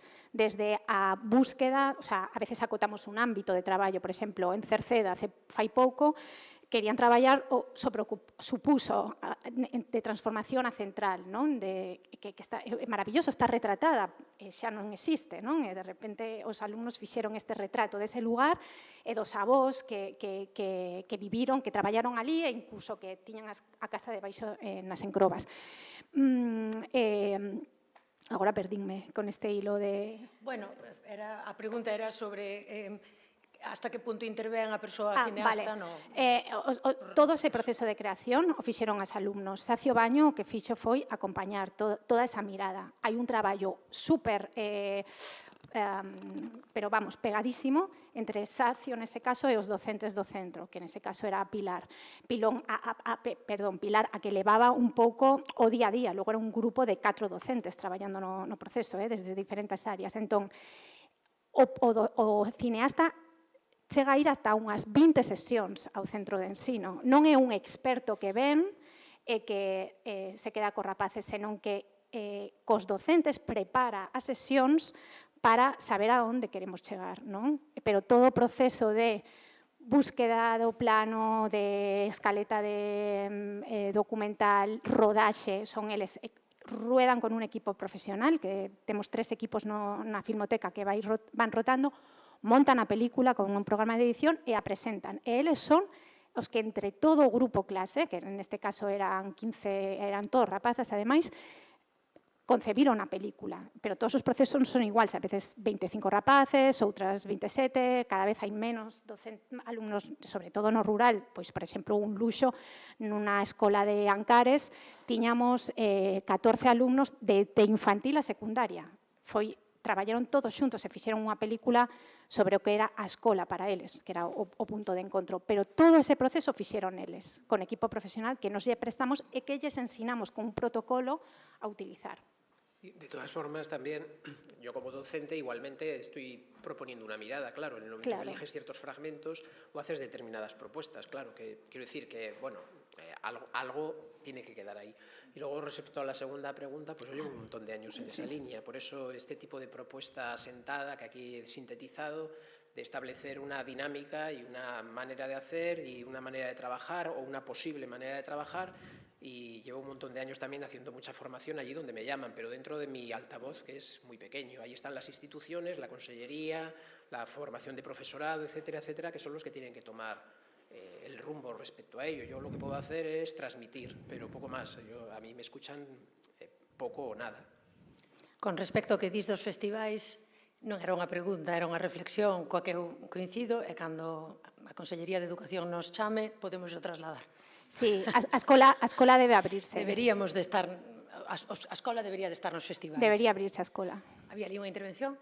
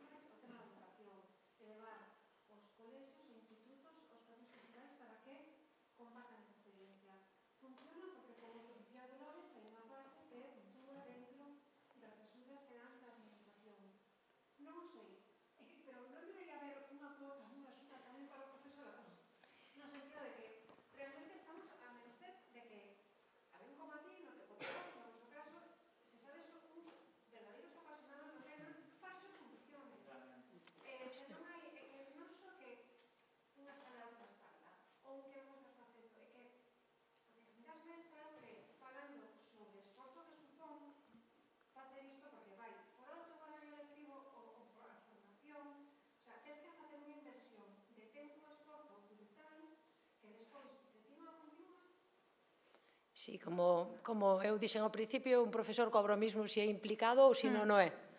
E a participación en festivais e en este tipo de actividades depende da implicación dun profesorado. Sí, sería necesario ter eso en conta, pero... Sí, cosas como pagar os custos de desplazamento ás formacións dos docentes, sí, que nos pasa que non as pagan, sí. Pero claro, eu, como dixo Ana ao principio, creo que estes proxectos todos se sustentan sobre a xenerosidade absoluta e implicación total e a paixón dos docentes e dos autores implicados, que obviamente isto non se fai por dinero, non? Bueno, yo tengo que decir que yo lo que hago es hacer mi trabajo. Sí, no, claro. No creo que haga otra cosa. Que luego la administración facilite o no, mira, yo no me voy a quejar. Yo, por ejemplo, tengo una dirección en el centro, aquí está la directora, que me facilita dentro de sus posibilidades este tipo de trabajo, pero quiero decir, yo desde que empecé con ello no estoy solicitando nada. Es cierto que luego pues estás en foros educativos, viene el consejero correspondiente, esas buenas palabras sobre los docentes y demás, pero luego en la práctica no hay ningún tipo de medida en la que las direcciones puedan decir, bueno, pues este proyecto merece la pena, esta persona debe tener una reducción horaria en su carga lectiva para que pueda seguir desarrollando esto, o que incluso pueda formar, etcétera, etcétera. Pero ahí no tenemos mucho que hacer. Para nós, máis alá dos propios docentes, estaría ben institucionalizar a colaboración dos institutos cos festivais, por exemplo, non? Que non só os docentes, sino que haxa un traballo paralelo. Pero, bueno, isto implicaría unha reforma de currículum... Sí, claro, o tema da reformulación da escola é todo un tema. Se abrir o melón da escola, se supor a escola e o papel dos docentes, e logo todo, a idea de unha escola aberta, non? Isto dá para moito. Teño que reconocer que para nós nos facilita moito estar dentro do plan proxecta da Consellería de Educación, é clave para nós, porque, por exemplo, en primaria moito máis doado organizar uns horarios cos rapaces, pero en secundaria é a morte. Entón, que sexa un proxecto que está incluído no plan proxecta permite que este aprobado no claustro e que se poda organizar, porque imaginaros o que un cineasta acuda toda unha mañá a un centro de ensino. Toleamos cos horarios. Está todo moi, na escola, desde o meu punto de vista, moi compartimentado todo, non? Loitar, encontrar a grieta sempre. As escolas siguen sendo do século XIX, eso está claro. Miguel? Casi me quitas a palabra, porque o que acabas de decir me parece clave, porque vamos a ver, yo creo que todo esto que estás diciendo es interesantísimo y realmente hay que, diríamos, exigir eso, pero la pregunta, diríamos, radical, ao final, é por qué eu comecei a dar clases de cine para negros no ano 1972. Xubilei en uns anos como profesor de filosofía e profesor de comunicación audiovisual. E cando miro para atrás digo, todos esos anos fracasaron. No, no. Fíjate, collemos esa... Eso é que eres un bon docente. Collemos esa cita de Becker, non? Fracasemos, pero fracasemos mellor, cada vez mellor. Porque fracasar, imos a fracasar, e non é un fracaso que non morres. No. Imagínate todos os... Gustaríame ver os teus docentes o que din. Seguro que non é o mesmo. Non me preocupa ese fracaso, me preocupa saber as causas de un fracaso institucional e por que non somos capaces de cambiarlo. Claro, a resposta está no que acabas de decir ti. Seguimos con un currículum do século XIX. E iso que significa? Houve unha cosa que non me gustou do que estaba dicindo últimamente, creo que decirlo, que é agora esa especie de tentación de botar a culpa ao alumnado, e que agora o alumnado xa non me pone antes, non?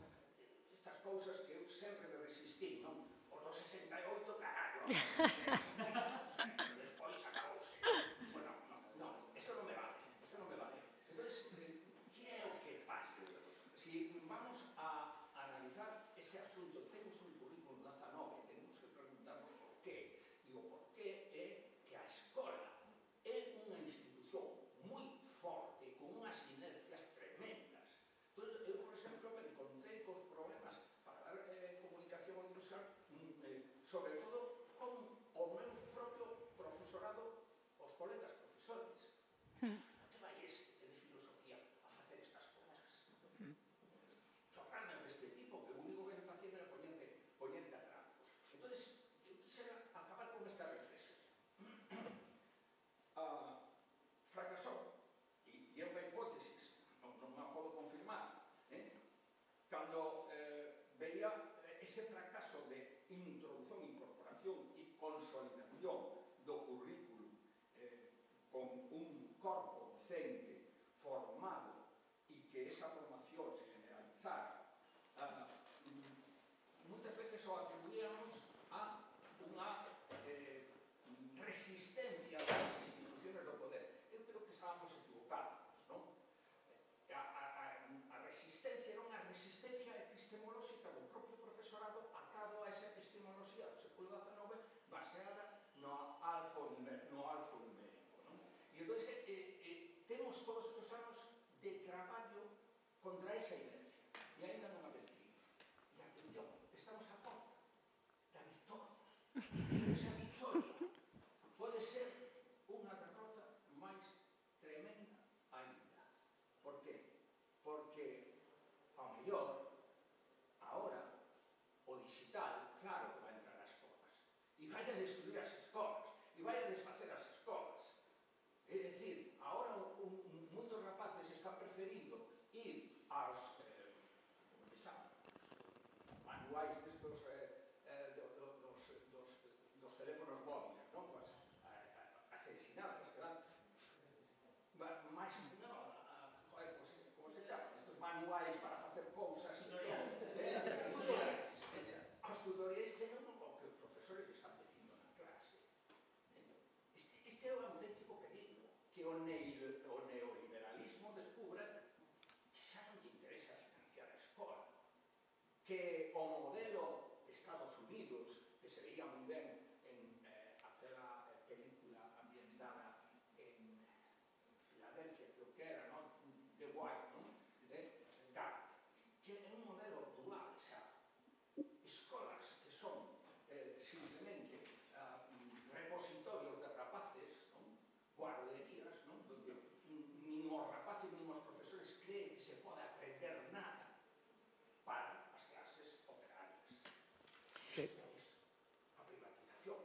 Bueno, de todas formas, el currículo no es del siglo XIX. Lo que es del siglo XIX es la metodología de enseñanza, que son cosas distintas, yo creo. Entonces, el problema es la metodología. Yo que doy mucha formación a profesorado, hay una formación incluso anterior a esta del audiovisual, que es básica. Y es que el profesorado no sabe ni lo que es un proyecto. Ya en origen, no sabe lo que es eso. No sabe qué es eso de una metodología activa, ni cómo se organiza, ni en qué consiste, ni cuáles son sus estructuras, ni cómo se llevan a cabo al aula. No saben. Nosotros de las materias artísticas, que aquí está mi compañera también, claro, es que eso está en el ADN, de la propia carrera incluso, y en tu manera de hacer y de mirar. Y entonces, mi sorpresa en los cursos, sobre todo al inicio, era que no me entendían ni siquiera cuando les proponía que tenían que hacer un proyecto, no sabían ni cómo empezar, ni cómo se hace eso. Entonces me vi en la obligación de dar un curso express sobre lo que es una estructura, un trabajo de pensamiento, etcétera, etcétera. Un poco lo que he puesto ahí, pero un poco más desarrollado, para que entiendan que luego es una aventura, una experiencia y que ahí aprenden. Entonces, es que el problema está mucho antes, claro. Entonces, bueno, yo creo que se puede dar una visión más positiva de todas formas. Sí que nos votan, que nos están votando, ¿eh?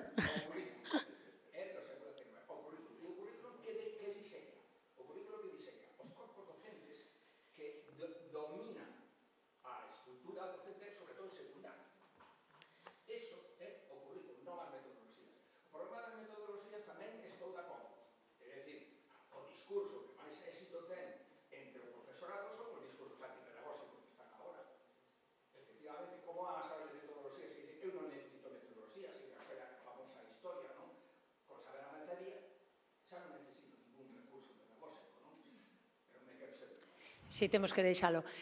Solamente como se chama eso de por alusiones, fun eu que dixen o do alumnado, pero é porque teño o tempo limitado.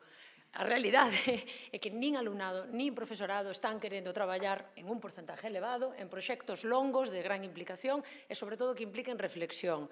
Eu estou profundamente de acordo en que o profesorado ten que ser un elemento provocador, que non o está sendo, e ese é un problema social, non é un problema das aulas. Estamos nun momento social que é o que se está vendo con Trump en Estados Unidos, onde a costa de decir barbaridade tras barbaridade, a sociedade pois xa está, non actúa, non interactúa.